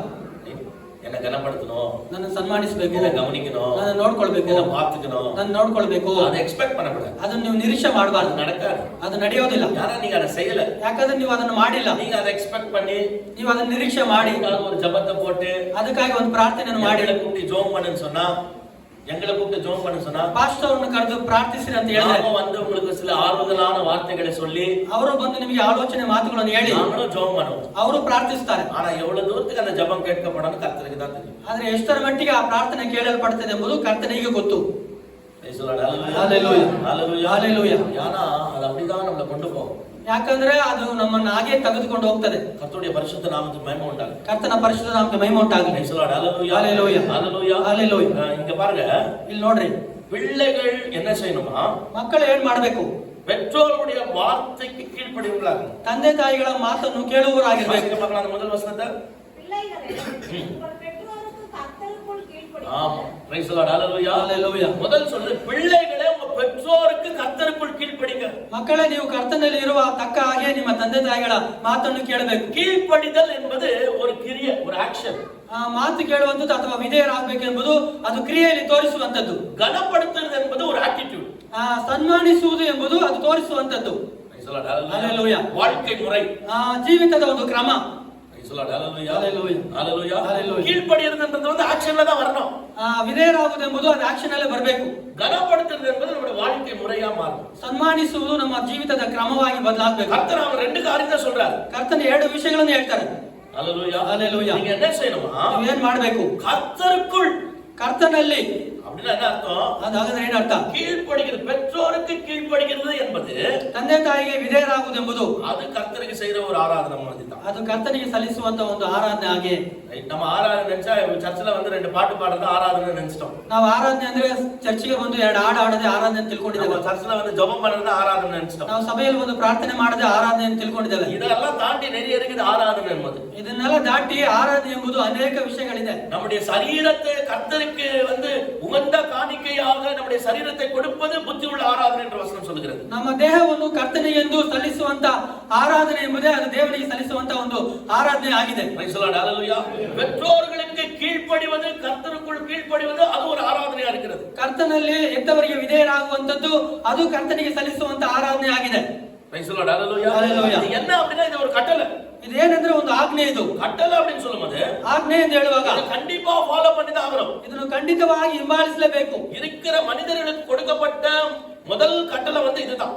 ಇರುವಂತ ಮನುಷ್ಯರೆಲ್ಲರಿಗೂ ಕೊಡಲ್ಪಟ್ಟಂತ ಆಜ್ಞೆ ಮೊದಲು ಇದೇ ಆಜ್ಞೆ. 10 கற்பனைகள்ல 10 ಆಜ್ಞೆಗಳಲ್ಲಿ 4 கற்பனை தேவனுக்கு சம்பந்தப்பட்ட கற்பனை. 4 ಆಜ್ಞೆಗಳು ದೇವರಿಗೆ ಸಂಬಂಧಪಟ್ಟಂತ ಆಜ್ಞೆಗಳು. அடுத்த 6 கற்பனை ನಂತರ 6 ಆಜ್ಞೆಗಳು வாழ்க்கைக்கு சம்பந்தப்பட்ட கற்பனை. ನಮ್ಮ ಜೀವಿತಕ್ಕೆ ಸೇರಿದಂತ ಆಜ್ಞೆಗಳು. நம்ம வாழ்க்கைக்கு சம்பந்தப்பட்ட கற்பனையில ನಮ್ಮ ಜೀವಿತಕ್ಕೆ ಸೇರಿದಂತ ಆಜ್ಞೆಗಳಲ್ಲಿ முதல் கற்பனை ಮೊದಲ ಆಜ್ಞೆನೇ தாயின் தகப்பனை கனப்படு. ನಿನ್ನ ತಂದೆ ತಾಯಿಯನ್ನು ಸನ್ಮಾನಿಸು. Hallelujah. Hallelujah. Hallelujah. Hallelujah. அப்ப பெற்றோர்கள் என்ன செய்யணும்னாக்கா ಎಂತವರು ಏನ್ ಮಾಡ್ಬೇಕಂದ್ರೆ ಮಕ್ಕಳಿಗೆ நம்ம வந்து சொல்லி தரணும். ನಾವು ಹೇಳಿ ಕೊಡಬೇಕು. சின்ன பிள்ளைகள் இருக்கிறாங்க, ಈಗ ಚಿಕ್ಕ ಮಕ್ಕಳಿದ್ದಾರೆ, சின்ன பிள்ளைகள் இருக்கிறாங்க, ಚಿಕ್ಕ ಮಕ್ಕಳಿದ್ದಾರೆ, 5, 6, 7 வயசு 8 வயசு வரைக்கும் அவங்களுக்கு ஒண்ணே தெரியாது. 5, 6, 7, 8 ವಯಸ್ಸು ಮಕ್ಕಳಿದ್ದಾರೆ, ಅವ್ರಿಗೆ ಏನು ಗೊತ್ತಿಲ್ಲ. பெற்றோர்கள் வந்து தேவனுக்கும் பிள்ளைகளுக்கு நடுவுல நிக்கணும். ಎತ್ತವರು ಬಂದು ದೇವರಿಗೂ ಮಕ್ಕಳು ಮಧ್ಯದಲ್ಲಿ ನಿಲ್ಲಬೇಕು. அவங்க கர்த்தரோடு கூட நல்ல உறவுல வர வரைக்கும், அந்த மெச்சூரிட்டில வர வரைக்கும் நீங்க நடுவுல இருந்து அவங்களுக்கு சொல்லி தரணும். ಕರ್ತನ ಒಟ್ಟಿಗೆ ಅವರು ಒಳ್ಳೆ ಸಂಬಂಧದಲ್ಲಿ ಬರುವ ತನಕ, ಮೆಚುರಿಟಿಗೆ ಬರುವ ತನಕ ಅವರಿಗೆ ನೀವು ಹೇಳಿಕೊಡ್ಬೇಕು. எப்படி சொல்லி கொடுக்கிறது? ಹೇಗೆ ಹೇಳಿಕೊಡೋದು? நம்ம வாழ்க்கையை பார்த்து அவங்க கத்துக்குவாங்க. ನಮ್ಮ ಜೀವಿತವನ್ನು ನೋಡಿ ಅವರು ಕಲ್ತ್ಕೋತಾರೆ. ಕೊಲೆಸರಿಗೆ எழுதின நிருபம் 3ஆம் அதிகாரம் 20வது வசனத்தை வாசிங்க. ಕೊಲೆಸದವರಿಗೆ ಬರೆದ ಪತ್ರಿಕೆ 3ನೇ ಅಧ್ಯಾಯ 20ನೇ ವಾಕ್ಯ ಓದ್ರಿ.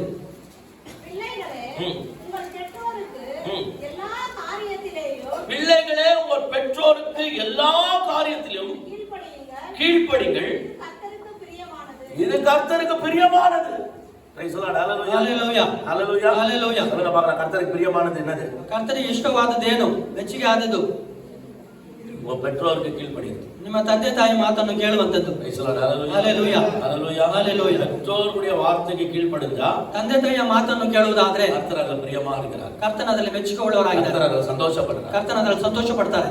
அந்த அப்படிப்பட்ட பிள்ளைகள் வந்து கர்த்தருக்கு பிரியமான பிள்ளைகளா இருக்கிறாங்க. ಅಂತ ಮಕ್ಕಳು ಬಂದು ಕರ್ತನಿಗೆ ಮೆಚ್ಚುಗೆ ಆದ ಮಕ್ಕಳಾಗಿದ್ದಾರೆ. முதல் கீழ்ப்படிதல் என்பது ஒரு ஆவிக்குரிய காரியம் நான் புரிஞ்சுக்கணும். ವಿಧೇಯತೆ ಎಂಬುದು ಮೊದಲು ಆತ್ಮಿಕ ವಿಷಯ ಎಂಬುದನ್ನು ನಾವು ತಿಳ್ಕೋಬೇಕು. கர்த்தருக்குள்ள கீழ்ப்படுகிறது என்பது கர்த்தருக்கு செலுத்துற ஆராதனை. ಕರ್ತನಲ್ಲಿ ವಿಧೇಯತರಾಗುವುದು ಕರ್ತನಿಗೆ ಸಲ್ಲಿಸುವಂತ ಆರಾಧನೆ. கீழ்ப்படிவது கர்த்தருக்கு பிரியமா இருக்கிறது, கர்த்தர் அதை மெச்சிக்கொள்கிறார். ವಿಧೇಯತೆ ಎಂಬುದು ಕರ್ತನಿಗೆ ಅದು ಇಷ್ಟವುಳ್ಳದಾಗಿದೆ, ಕರ್ತನ ಅದನ್ನು ಮೆಚ್ಚುತ್ತಾರೆ. Hallelujah. அப்புறம் பாருங்க, அதே எபேசருக்கு வரலாம். எபேசர்ல ಅದೇ ಎಫೆಸದವರಿಗೆ 6ஆம் அதிகாரத்துடைய முதல் வசனத்தை மறுபடியும் வாசிங்க. ம். உங்கள் பெற்றோர்களுக்கு கர்த்தருக்குள் கீழ்ப்படிங்க. ம். இது நியாயம். Praise the Lord. Hallelujah. ரெண்டாவது சொல்லுது, ಎರಡನೇದಾಗಿ ಹೇಳ್ತದೆ, நீ பிள்ளைகளே கர்த்தருக்கு உங்க பெற்றோர்களுக்கு மேல் கர்த்தருக்குள் கீழ்ப்படியுங்கள். ಮಕ್ಕಳೇ ನೀವು ಕರ್ತನ ಇರುವ ತಕ್ಕ ಹಾಗೆ ನಿಮ್ಮ ತಂದೆಯ ತಾಯಿ ಮಾತನ್ನು ಕೇಳ್ರಿ. இது நியாயம். ಇದು ಧರ್ಮ. ஆங்கிலத்துல இட் இஸ் ரைட். ಕನ್ನಡದಲ್ಲಿ ಇದು ಧರ್ಮ ಎಂದು ಬರೆಯಲ್ಪಟ್ಟಿದೆ. Hallelujah. இதுதான் நல்ல ஒரு எத்திக்ஸ், நல்ல ஒரு என்ன சொல்றது, நைத்திக ஜீவன, நல்ல ஒரு மாரல் லைஃப் அப்படின்னு சொன்னா இதுதான். ಇದೇ ಒಂದು ಮಾದರಿಯ ಜೀವಿತವಾಗಿದೆ. Hallelujah. Hallelujah. வசனம் எப்படி சொல்லுது? ವಾಕ್ಯ ಹೇಗೆ ಹೇಳ್ತದೆ? எப்படியா இருக்குன்னா தமிழ்ல, இது நியாயமா, எல்லாம் சொல்லுங்க, இது நியாயம், ಇದು ನ್ಯಾಯ ಅಂತ ಹೇಳ್ರಿ, ಎಲ್ಲ இதெல்லாம் செய்யணும், ಇದನ್ನೇ ಮಾಡಬೇಕು. Hallelujah. இயேசு இந்த உலகத்துல வந்தாரு. ಯೇಸು ಸ್ವಾಮಿ ಲೋಕದಲ್ಲಿ ಬಂದು வானத்தையும் பூமியை படைத்தவர். ಆಕಾಶ ಭೂಮಿಯನ್ನು ಸೃಷ್ಟಿ ಮಾಡಿದವರು. சாதாரணமான ஒரு குடும்பத்துல பிறந்து வர்றாரு. ಸಾಧಾರಣವಾದ ಕುಟುಂಬದಲ್ಲಿ ಹುಟ್ಟಿ ಬರ್ತಾರೆ. மரியாளுக்கு பிறக்கிறார். ಮರಿಯಳು ಅವರಿಗೆ ಹುಟ್ಟುತ್ತಾರೆ. மரியாள் திருமணம் செய்து கொண்ட யோசேப்பு ஒரு கார்பெண்டருங்க. ಮರಿಯಳನ್ನು ಮದುವೆ ಮಾಡಿಕೊಂಡ ಯೋಸೇಫನು ಒಬ್ಬ ಕಾರ್ಪೆಂಟರ್. ಅವರು கார்பெண்டருக்கு எவ்வளவு நாலேஜ் இருக்கும்? ಕಾರ್ಪೆಂಟರಿಗೆ ಎಷ್ಟು ಜ್ಞಾನ ಇರ್ತದೆ? பெரிய படிப்பாளியா இருப்பாரா? ದೊಡ್ಡ ವಿದ್ಯಾವಂತರಾಗಿರ್ತಾರ? 12 வயசுல 12 ವರ್ಷದಲ್ಲಿ இயேசு வந்து தேவாலயத்துல தர்க்கம் பண்றவங்க பேசுறாரு. ಯೇಸು ಸ್ವಾಮಿ ದೇವಾಲಯದಲ್ಲಿ 12 ವರ್ಷದಲ್ಲಿ ಶಾಸ್ತ್ರಿಗಳೊಂದಿಗೆ ವಾಗ್ವಾದ ಮಾಡ್ತಾರೆ. அவங்க கேக்குற கேள்விக்கு பதில் சொல்றாரு. ಅವರು ಕೇಳುವ ಪ್ರಶ್ನೆಗೆ ಉತ್ತರ ಹೇಳ್ತಾರೆ. இவர் கேக்குற கேள்விக்கு சொல்ற பதில கண்டவங்க அப்படியே ஆச்சரியப்பட்டாங்க. ಅವರು ಕೇಳಿದ ಪ್ರಶ್ನೆಗೆ ಇವರು ಉತ್ತರವನ್ನು ಕೇಳಿ ಅವರೆಲ್ಲ ಆಶ್ಚರ್ಯಗೊಂಡ್ರು. இவர் கேள்வி கேட்டது யார் அப்படின்னு போய் பார்த்தா, ಅವನು ಪ್ರಶ್ನೆ ಮಾಡಿದವರು ಯಾರೆಂದು ನೋಡಿದ್ರೆ பெரிய பெரிய ஞானிகள், சாக்ரಟಿಸ್ போல பெரிய பெரிய ஞானிகள் ಇವರ கேள்வி கேட்டிருக்கிறாங்க. ಅವರು ಸಾಕ್ರಟಿಸ್ ಹಾಗೆ ದೊಡ್ಡ ದೊಡ್ಡ ಪಂಡಿತರು ಇವರನ್ನು ಪ್ರಶ್ನೆ ಕೇಳಿದ್ದಾರೆ. ಗಮಾಲಿಯರಿಗೆ ಬೋಧಕರಾಗಿ இருக்கிறவர்கள் கேள்வி கேட்டிருக்கிறாங்க. ಗಮಾಲಿಯರಿಗೆ ಉಪದೇಶ ಮಾಡುವಂತವರು ಇವರಿಗೆ ಪ್ರಶ್ನೆ ಕೇಳಿದ್ದಾರೆ. அவங்களே ஆச்சரியப்படுற அளவுக்கு இயேசுவுடைய பதில் இருந்துச்சு. ಅವರೇ ಆಶ್ಚರ್ಯಗೊಂಡು ಚಿಕಿತಗೊಳ್ಳುವ ಹಾಗೆ ದೇವರ ಉತ್ತರವಿತ್ತು. யோசேப்புக்கு அவ்வளவுதான் புத்தி கிடையாது. ಯೋಸೇಫನಿಗೆ ಅಷ್ಟೆಲ್ಲ ಬುದ್ಧಿ ಇಲ್ಲ. அவர் ஒரு கார்பெண்டர். ಅವರು ಒಬ್ಬ ಕಾರ್ಪೆಂಟರ್. ಆದರೆ ವಚನ சொல்லுது, ವಾಕ್ಯ ಹೇಳ್ತದೆ, ಲೂಕಾಯನ ಸುವಿಶೇಷ ಪುಸ್ತಕ 2ಾம் அதிகாரம், ಲೂಕನ ಬರೆದ ಸುವಾರ್ತ ಪುಸ್ತಕ 2ನೇ ಅಧ್ಯಾಯ 41வது ವಚನದ ವಾಸಿಕೆ. 41ನೇ ವಾಕ್ಯವನ್ನು ಓದಿರಿ. ಲೂಕಾ 2:41.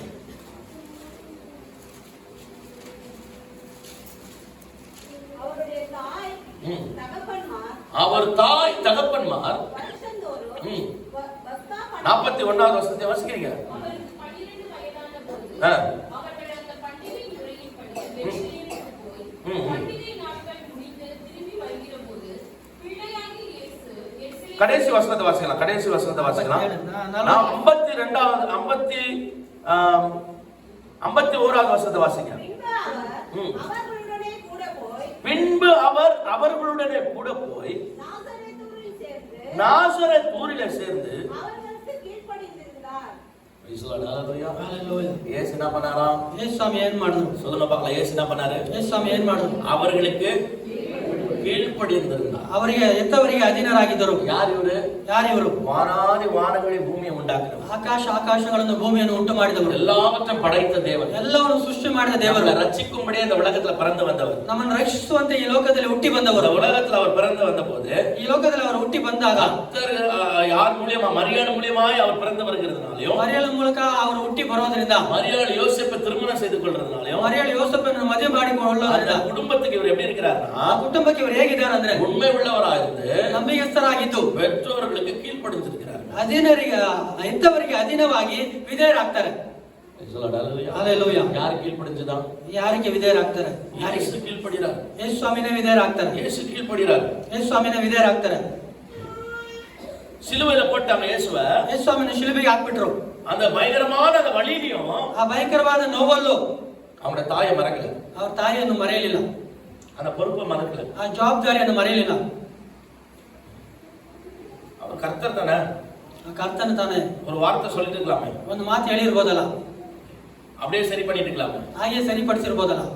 ஆனா ஒரு மனுஷனா என்ன செய்யணும் அதை கரெக்டா செஞ்சாரு. ಒಬ್ಬ ಮನುಷ್ಯನಾಗಿ ಏನ್ ಮಾಡ್ಬೇಕು ಅದನ್ನು ಸರಿಯಾಗಿ ಮಾಡಿದ್ರು ನೋಡಿ. அவருடைய அன்பான சீஷருடைய கையில அந்த தாயை பார்த்துக் கொள்ளத்தக்க பொறுப்பை கொடுத்தார். ಆತನ ಪ್ರೀತಿಯ ಶಿಷ್ಯನ ಬಳಿಯಲ್ಲಿ ತಾಯಿಯನ್ನು ನೋಡಿಕೊಳ್ಳುವಂತ ಜವಾಬ್ದಾರಿಯನ್ನು ಕೊಟ್ಟರು. சிலுவையில கூட அந்த வலியில அந்த வேதனையில என் வலியே எனக்கு பெருசு, என் வேதனையே எனக்கு பெருசு, நானே இங்க செத்து நிக்கிறேன், இதுல வந்து உங்களுக்கு வேற கட்டி ஊத்தணுமா? ಶಿಲುಬೆಯಲ್ಲಿ ಅಷ್ಟು ನೋವಲ್ಲೂ ಅಷ್ಟು ವೇದನೆಯಲ್ಲೂ ನಾನೇ ಇಲ್ಲಿ ಸಾಯ್ತಾ ಇದ್ದೀನಿ, ಈ ವೇದನೆಯಲ್ಲಿ ನಾನು ನಿಮಗೆ ಗಂಜಿ ಕೊಡ್ಬೇಕಾ? நிறைய பேர் பெற்றோர்கள் அப்படிதான் சொல்றாங்க. ಅನೇಕರು ತಮ್ಮ ಎತ್ತವರನ್ನು ಹಾಗೆ ಹೇಳ್ತಾರೆ. எங்களுக்கே இல்ல, ನಮಗೆ ಇಲ್ಲ, நாங்களே கஷ்டப்பட்டோம், ನಾವೇ ಕಷ್ಟಪಡ್ತಾ நாங்களே செத்து நிக்கிறோம். ನಾವೇ ಸಾಯ್ತಾ ಇದೀವಿ. இதுல உங்களுக்கு வேற கொடுக்கணுமா? ಇದ್ರಲ್ಲಿ ನಿಮಗೆ ಬೇರೆ ಕೊಡ್ಬೇಕಾ? உங்களை வேற பார்க்கணுமா? ನಿಮ್ಮನ್ನ ಬೇರೆ ನೋಡ್ಕೋಬೇಕಾ? ಈಗ ಯೇಸು சிலுவையில ரத்தம் சிந்தி அவருடைய சரீரம் கிழிக்கப்பட்டு அவர் உயிருக்கு போராடி கொண்டிருக்கிற அந்த பயங்கரமா அந்த மூச்சு ஒரு முறை வாங்கி விடுறதுக்கு ரொம்ப கஷ்டம். ಯೇಸು ಸ್ವಾಮಿ ಶಿಲುಬೆಯಲ್ಲಿ ಒಡೆಯಲ್ಪಟ್ಟು ರಕ್ತ ಎಲ್ಲ ಸುರಿತಾ ಇದೆ. ಅದನ್ನ ಒಂದು ಬಾರಿ ಉಸಿರು ತಕೊಂಡು ಉಸಿರು ಬಿಡದೆ ತುಂಬಾ ಕಷ್ಟ.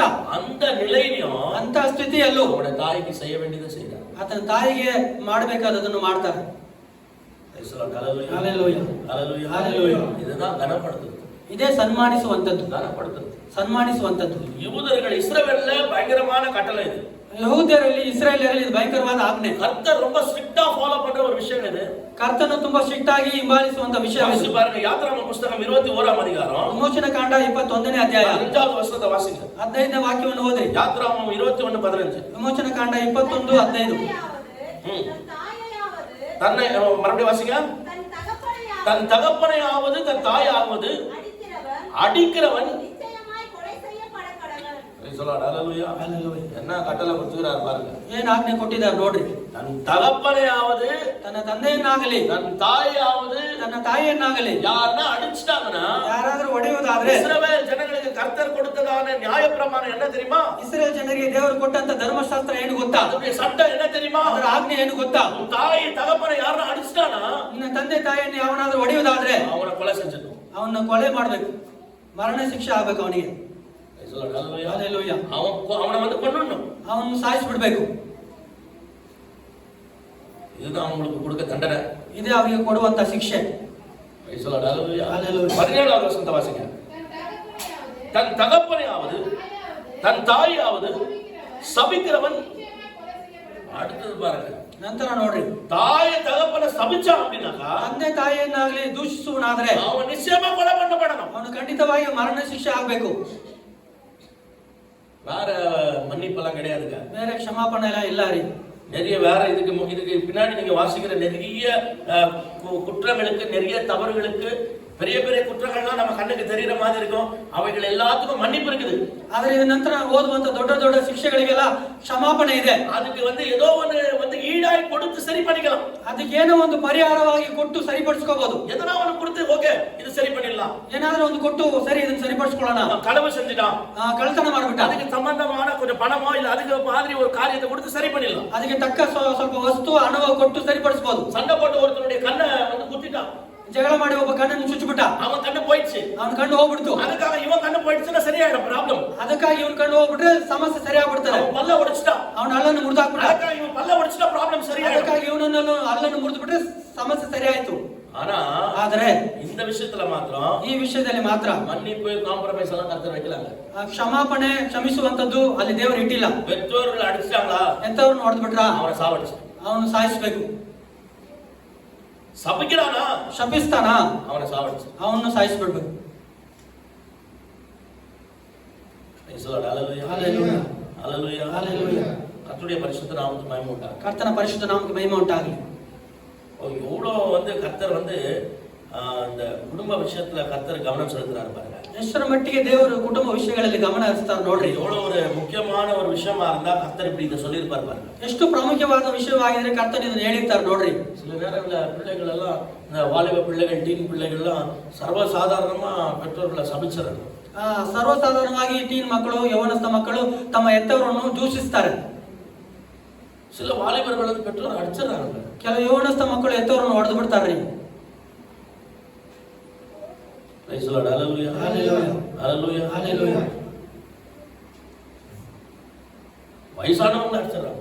ವಯಸ್ಸಾದವರನ್ನು ಹೊಡೆದು ಬಿಡ್ತಾರೆ. கிறிஸ்தவர்கள் ಕ್ರೈಸ್ತರು வேதம் அவங்களை பார்த்து சொல்லுது, ಸತ್ಯವೇದ ಅವರು ನೋಡಿ ಹೇಳ್ತಾರೆ அவெல்லாம் கொலை செய்யப்பட வேண்டும். ಅವರೆಲ್ಲ ಮರಣ ಶಿಕ್ಷೆ ಆಗ್ಬೇಕು ಅವರಿಗೆಲ್ಲ. ஹல்லேலூயா. இதெல்லாம் இந்த மாதிரி விஷயத்தெல்லாம் கர்த்தர் லேசா எடுத்துக்குவாரு, அப்படியே என்ஜாய் பண்ணிடுவாரு, மன்னிப்பு கேட்டேன்னு அப்படியே விட்டுருவாரு அப்படின்ற மாதிரி எல்லாம் லேசெல்லாம் எடுக்க கூடாது. ಈ ವಿಷಯವನ್ನೆಲ್ಲ ದೇವರು ಲಘುವಾಗಿ ತಗೊಳ್ತಾರೆ. ಕ್ಷಮಾಪಣೆ ಕೇಳ್ಬಿಟ್ರೆ ಬಿಟ್ಬಿಡ್ತಾರೆ, ಹಾಗೆಲ್ಲ ಎಣಿಸಬಾರ್ದು. ஹல்லேலூயா.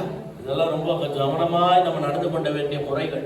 ಇದೆಲ್ಲ ನಾವು ಎಚ್ಚರಿಕೆ ಉಳ್ಳವರಾಗಿ ನಡೆದುಕೊಳ್ಳಬೇಕಾದ ಕ್ರಮಗಳು. தேவ பிள்ளைகள் ஒழுங்கா நடந்துக்கணும். ದೇವರ ಮಕ್ಕಳು ಕ್ರಮವಾಗಿ ನಡ್ಕೊಳ್ಬೇಕು. Praise the Lord. Hallelujah. Hallelujah. Hallelujah. Hallelujah. கடந்த வாரத்துல நம்ம கவனிச்சோம். ಕಳೆದ ವಾರದಲ್ಲಿ ನಾವು ಧ್ಯಾನ ಮಾಡಿದೆವು. அந்த கணவன் மனைவியுடைய காரியத்துல ಗಂಡ ಹೆಂಡತಿ ವಿಷಯದಲ್ಲಿ ஒருவேளை மனைவி கீழ்ப்படியலன்னா என்ன பண்றது? ಒಂದು ವೇಳೆ ಹೆಂಡತಿ ವಿಧೇಯರಾಗಲಿಲ್ಲ ಅಂದ್ರೆ ಏನ್ ಮಾಡೋದು? அவங்கள தண்டிக்கலாமா? ಅವ್ರನ್ನ ಶಿಕ್ಷಿಸಬಹುದಾ? ಅದ ಕರ್ತರ್ அந்த மாதிரி எல்லாம் நம்ம கிட்ட கொடுக்கல. ಅಂತ ವಿಷಯವನ್ನೆಲ್ಲ ನಮ್ಮ ಕೈಯಲ್ಲಿ ದೇವರು ಕೊಟ್ಟಿಲ್ಲ.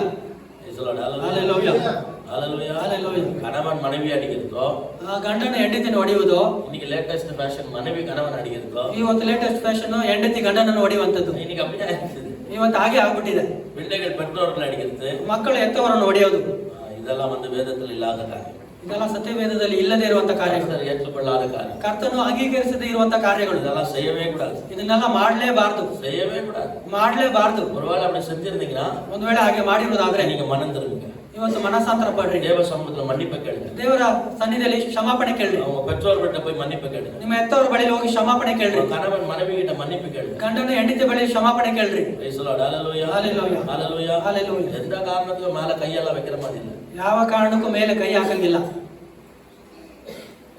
இதுக்கெல்லாம் கர்த்தர் ரொம்ப கொடூரமான தண்டனை வச்சிருக்கிறார். ಇದಕ್ಕೆಲ್ಲ ದೇವರು ಕಠಿಣವಾದ ಶಿಕ್ಷೆಯನ್ನು ಇಟ್ಟಿದ್ದಾರೆ.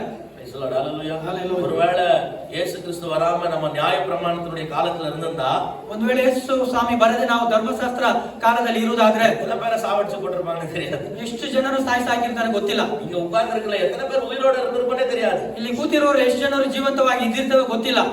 Praise the Lord. Hallelujah. Hallelujah. Hallelujah. Hallelujah. கர்த்தருடைய பரிசுத்த நாமத்துக்கு மகிமை உண்டாவதாக. ಕರ್ತನ ಪರಿಶುದ್ಧ ನಾಮಕ್ಕೆ ಮಹಿಮೆ ಉಂಟಾಗಲಿ. இரண்டாம் வசனத்தை மறுபடியும் வாசிங்க பார்க்கலாம். ಎರಡನೇ ವಾಕ್ಯವನ್ನು ಮತ್ತೆ ಓದಿ. இல்ல இதுல ಎಫೆಸದವರಿಗೆ எபேசியர் 6:2 உனக்கு நன்மை உண்டாயிருப்பதற்கும் பூமியிலே உன் வாழ்நாள் நீடித்திருப்பதற்கும் உன் தகப்பனையும் உன் தாயையும் கனம் பண்ணுவாயாக என்பதே வாக்குத்தத்தம் உள்ள முதலாம் கற்பனையா இருக்கிறது. Praise the Lord. Hallelujah. Hallelujah. Hallelujah. Hallelujah. உன் தாயும் தகப்பனையும் நீ கனம் பண்ணு. ನಿನ್ನ ತಂದೆ ತಾಯಿಯನ್ನು ನೀನು ಸನ್ಮಾನಿಸಬೇಕು. அவங்களை கனப்படுத்துறது என்னது? ಅವನು ಸನ್ಮಾನಿಸುವುದು ಏನು? அவங்களுக்கு மதிப்பு கொடுக்கணும். ಅವರನ್ನು ಗೌರವಿಸಬೇಕು. அவங்கள உயர்ந்த ஸ்தானத்துல வச்சு பார்க்கணும். ಅವರನ್ನು ಎತ್ತರ ಸ್ಥಾನದಲ್ಲಿ ಇಟ್ಟು ನೋಡಬೇಕು. இயேசு யோசேப்பை பார்த்து, ಯೇಸು ಸ್ವಾಮಿ ಯೋಸೇಫನನ್ನು ನೋಡಿ, இவர் ஒரு கார்பெண்டர், இவருக்கு என்ன தெரியும்? ಇವರೊಂದು ಕಾರ್ಪೆಂಟರ್, ಇವರು ಏನ್ ಗೊತ್ತು? வானத்தை பூமி உண்டாக்குன நான், ಆಕಾಶ ಭೂಮಿಯನ್ನು ಸೃಷ್ಟಿ ಮಾಡಿದವ ನಾನು. இவர் ஒரு டேபிள் தான் செய்யறாரு. ಇವರು ಒಂದು ಟೇಬಲ್ ಅನ್ನು ಮಾಡ್ತಾರೆ. இந்த டேபிளுக்கு மெஷர்மெண்ட் தான் இவருக்கு தெரியும். ಈ ಟೇಬಲಿನ ಅಳತೆ ಮಾತ್ರ ಇವರು ಗೊತ್ತು. எனக்கு இந்த பூமியுடைய மெஷர்மெண்டே தெரியும். ನನಗೆ ಈ ಭೂಮಿಯ ಅಳತೆನೇ ಗೊತ್ತು. அப்படினால இயேசு சொல்லல. ಹಾಗೆಂದು ಯೇಸು ಸ್ವಾಮಿ ಹೇಳಿಲ್ಲ. இயேசு கீழ்ப்படிந்திருந்தார். ಯೇಸು ಸ್ವಾಮಿ ವಿಧೇಯರಾಗಿ ಇದ್ರು. Hallelujah. Hallelujah. Hallelujah. Hallelujah. பெற்றோர்கள் வேணும்னா இந்த ಫ್ಯಾಕ್ಟರಿಗೆ போகலாம். ನಿಮ್ಮ ಎತ್ತವರು ಬೇಕಾದ್ರೆ ಒಂದು ಸಾಧಾರಣವಾದ ಫ್ಯಾಕ್ಟರಿ ಕೆಲಸಕ್ಕೆ ಹೋಗಬಹುದು. ಗಾರ್ಮೆಂಟ್ಸ್ಗೆ போகலாம். ಗಾರ್ಮೆಂಟ್ಸ್ಗೆ ಹೋಗಬಹುದು. ದಿನಕೂಲಿ செய்கிறவங்களா இருக்கலாம். ದಿನಕೂಲಿ ಮಾಡುವವರಾಗಿರಬಹುದು. நீங்க நல்லா படிச்சிருக்கீங்க. ನೀವು ಚೆನ್ನಾಗಿ ವಿದ್ಯಾವಂತರಾಗಿದ್ದೀರಾ. அவங்கள படிக்க வச்சிட்டாங்க. ಅವರು ನಿಮ್ಮನ್ನು ಓದಿಸಿಬಿಟ್ರು. டிகிரி படிச்சிருக்கலாம். ಡಿಗ್ರಿ ಓದಿರಬಹುದು. ಮಾಸ್ಟರ್ಸ್ படிச்சிருக்கலாம். ಮಾಸ್ಟರ್ಸ್ ಓದಿರಬಹುದು. ಇಂಜಿನಿಯರ್ படிச்சிருக்கலாம். ಇಂಜಿನಿಯರ್ ಓದಿರಬಹುದು. ಕೈ நிறைய சம்பாதிக்கலாம். ಕೈ ತುಂಬಾ ದುಡಿಬಹುದು. அவங்க மாச சம்பளமே 20,000 ரூபாய் இருக்கலாம். ಅವರ ತಿಂಗಳ ಸಂಬಳನೇ 20,000 ಇರಬಹುದು. உங்க மாச சம்பளம் 50,000 ரூபாய் இருக்கலாம். ನಿಮ್ಮ ತಿಂಗಳ ಸಂಬಳ 50,000 ಇರಬಹುದು.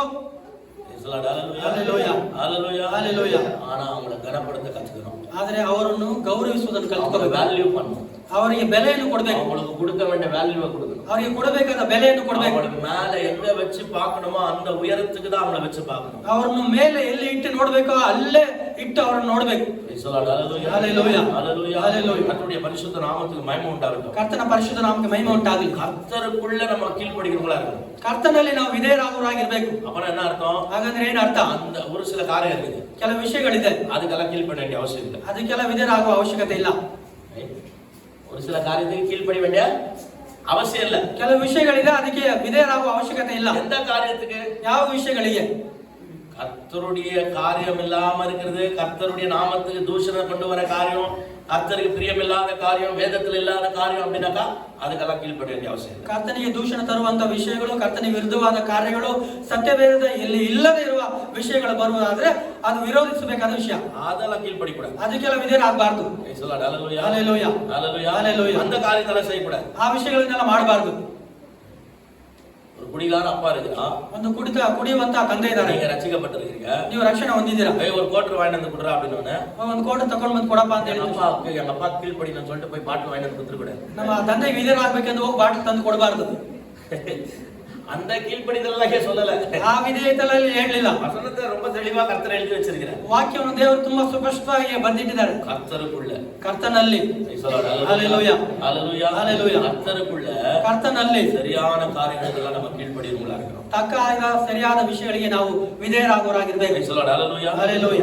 4 காரியங்களை நம்ம பார்க்கறோம். 4 ವಿಷಯಗಳನ್ನು ನಾವು ನೋಡ್ತೇವೆ. இந்த கனப்படுத்துறதுல, ಈ ಸನ್ಮಾನಿಸುವುದರಲ್ಲಿ பெற்றோர்கள் எப்படி பார்க்கறாங்கன்னா, ಮಕ್ಕಳು ಎತ್ತವರನ್ನ ಹೇಗೆ ನೋಡ್ತಾರೆ? 4 ವಿಧத்துல பார்க்கறாங்க. 4 ವಿಧಾನದಲ್ಲಿ ನೋಡ್ತಾರೆ. முதலாவது என்ன செய்றாங்கன்னா, ಮೊದಲಾಗಿ ಏನ್ ಮಾಡ್ತಾರೆ ಅಂದ್ರೆ அவங்க வந்து ஐடலைஸ் பண்றாங்க. எல்லாத்துக்கும் எங்க அப்பா எங்க அம்மா அப்படினு சொல்லி பார்க்கறாங்க. ಎಲ್ಲಾ ವಿಷಯಗಳಲ್ಲಿ ನಮ್ಮ ತಂದೆ ತಾಯಿ ಎಂದು ಅವರು ನೋಡ್ತಾರೆ. இது எல்லாத்துக்கும் அவங்களே பார்க்கறாங்க. ಎಲ್ಲದಕ್ಕೂ ಅವರನ್ನೇ ನೋಡ್ತಾರೆ. இப்ப சின்ன பிள்ளைகள் எல்லாம் என்ன இருந்தாலும் அப்பா அம்மா தான். ಚಿಕ್ಕ ಮಕ್ಕಳು ಏನೇ ಇದ್ರು ಅವ್ರ ತಂದೆ ತಾಯಿನೇ. எது இருந்தாலும் அப்பா அம்மா கிட்ட ஓடி வரணும். ಏನೇ ಇದ್ರು ತಂದೆ ತಾಯಿ ಬಳಿಯಲ್ಲಿ ಓಡಿ ಬರಬೇಕು. அந்த அந்த நிலையில பார்க்கறாங்க. ಆ ಸ್ಥಿತಿಯನ್ನು ನೋಡ್ತಾರೆ. அடுத்து பார்க்கறாங்க, ನಂತರ ನೋಡ್ತಾರೆ. இரண்டாவது நிலை பார்க்கும்போது, ಎರಡನೇ ಸ್ಥಿತಿಯನ್ನು ನೋಡುವಾಗ அவங்கள குறைகள் எல்லாம் பார்க்கறாங்க. ಅವರ ಕೊರತೆಗಳನ್ನು ಸಹ ನೋಡ್ತಾರೆ.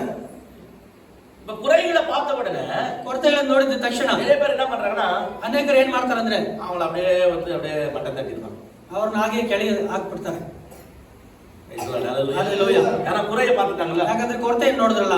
இதுக்கு முன்னாடி அவங்க வந்து ரொம்ப ஹையா ஹீரோவா பார்த்தாங்க. ಇದಕ್ಕೆ ಮುಂಚೆ ಅವ್ರನ್ನು ತುಂಬಾ ಎತ್ತರದಲ್ಲಿ ಹೀರೋವಾಗಿ ನೋಡಿದ್ರು. இப்ப அவங்களுக்குள்ள குறைகள் இருக்குது. ಇವಾಗ ಅವರ ಬಳಿಯಲ್ಲಿ ಕೊರತೆಗಳಿದೆ. அந்த குறைகளை பார்க்கறாங்க. ಆ ಕೊರತೆಗಳನ್ನು ನೋಡ್ತಾರೆ. அப்பா ಅಮ್ಮ சண்டை போடுறத பார்க்கறாங்க. ಅಪ್ಪ ಅಮ್ಮ ಜಗಳ ಆಡೋದು ನೋಡ್ತಾರೆ. அவங்களுக்குள்ள இருக்கிற ஒரு சில தவறான காரியங்களை பார்க்கறாங்க. ಅವರಲ್ಲಿರುವ ಕೆಲವು ತಪ್ಪಾದ ವಿಷಯಗಳನ್ನು ನೋಡ್ತಾರೆ. குறைகள் எல்லாம் பார்த்த உடனே ಈ ಕೊರತೆಗಳನ್ನೆಲ್ಲ ನೋಡಿದ ಮೇಲೆ அவங்க அப்படியே ವ್ಯಾಲ್ಯೂ ಕಮ್ಮಿ பண்ணி கீழ டிராப் பண்ணிடுறாங்க. ಅವ್ರನ್ನ ಬೆಲೆ ಕಡಿಮೆ ಮಾಡಿ ಅವ್ರನ್ನ ಕೆಳಗೆ ಹಾಕ್ಬಿಡ್ತಾರೆ. மூணாவது ஒரு பண்றாங்க. ಮೂರನೇದಾಗಿ ಒಂದು ಮಾಡ್ತಾರೆ. அவங்க எப்படி பண்றாங்க அப்படினா, ಅವ್ರು ಹೇಗೆ ಮಾಡ್ತಾರೆ ಅಂದ್ರೆ தேவைக்கு உபயோகித்துக் கொள்கிறார்கள். ಅಗತ್ಯಕ್ಕೆ ತಕ್ಕ ಹಾಗೆ ಉಪಯೋಗಿಸಿಕೊಳ್ತಾರೆ. எதனா வேணும்னா போய் கேக்குறது, ಏನಾದ್ರು ಬೇಕಂದ್ರೆ ಹೋಗಿ ಕೇಳೋದು, எதனா வேணும்னா ಮಾತ್ರ பேசுறது, ಏನಾದ್ರು ಬೇಕಂದ್ರೆ ಮಾತ್ರ ಮಾತಾಡೋದು. தேவைக்கு மாತ್ರ, ಅಗತ್ಯಕ್ಕೆ ಮಾತ್ರ. அது வாங்கி கொடுங்க, ನನಗೆ ಅದು ತಗೊಳ್ರಿ, எனக்கு ಇದು வாங்கி ಇದು கொடுங்க, ತಗೊಳ್ರಿ, இது எனக்கு செஞ்சே செய்யணும், ಇದನ್ನ ನೀವು ನನಗೆ ಮಾಡಿ எனக்கு வாங்கி கொடுத்தே கொடுக்கணும், ಇದನ್ನ ನೀವು ತೆಗೆದು ಕೊಡ್ಲೇಬೇಕು. ಅದಲ್ಲ கொஞ்சம் பேர் ಬ್ಲಾಕ್ ಮೇಲ್ வேலை பண்றது. ಅದರಲ್ಲಿ ಕೆಲವರು ಬ್ಲಾಕ್ ಮೇಲ್ ಬೇರೆ ಮಾಡ್ತಾರೆ. ஹalleluya. இத வாங்கி தர நான் வேலைக்கே போக மாட்டேன், ಇದನ್ನ ತಕ್ಕೊಡದೆ ನಾವು ಕೆಲಸಕ್ಕೆ ಹೋಗೋದಿಲ್ಲ, செய்யல நான் காலேஜுக்கே போக மாட்டேன், ಇದನ್ನ ಮಾಡದೆ ನಾನು ಕಾಲೇಜಿಗೆ ಹೋಗೋದಿಲ್ಲ. இந்த மாதிரி தேவைக்கு யூஸ் பண்ணிக்கிறது. ಇದರ ಪ್ರಕಾರ ಅಗತ್ಯಕ್ಕೆ ಉಪಯೋಗ ಮಾಡಿಕೊಳ್ಳೋದು. ஹalleluya. முதலாவது எல்லா பெற்றோர்களே பார்க்கிறது.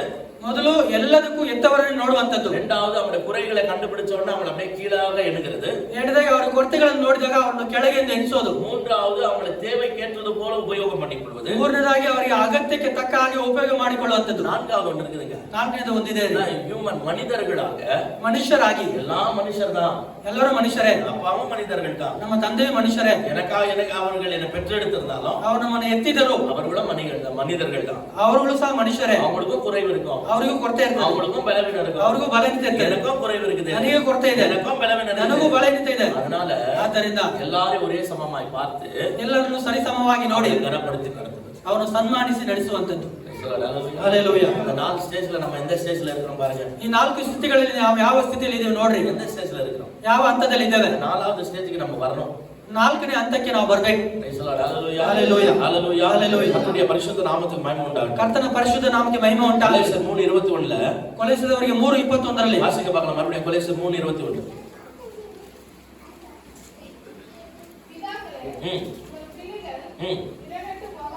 பிதாக்களே உங்கள் பிள்ளைகள்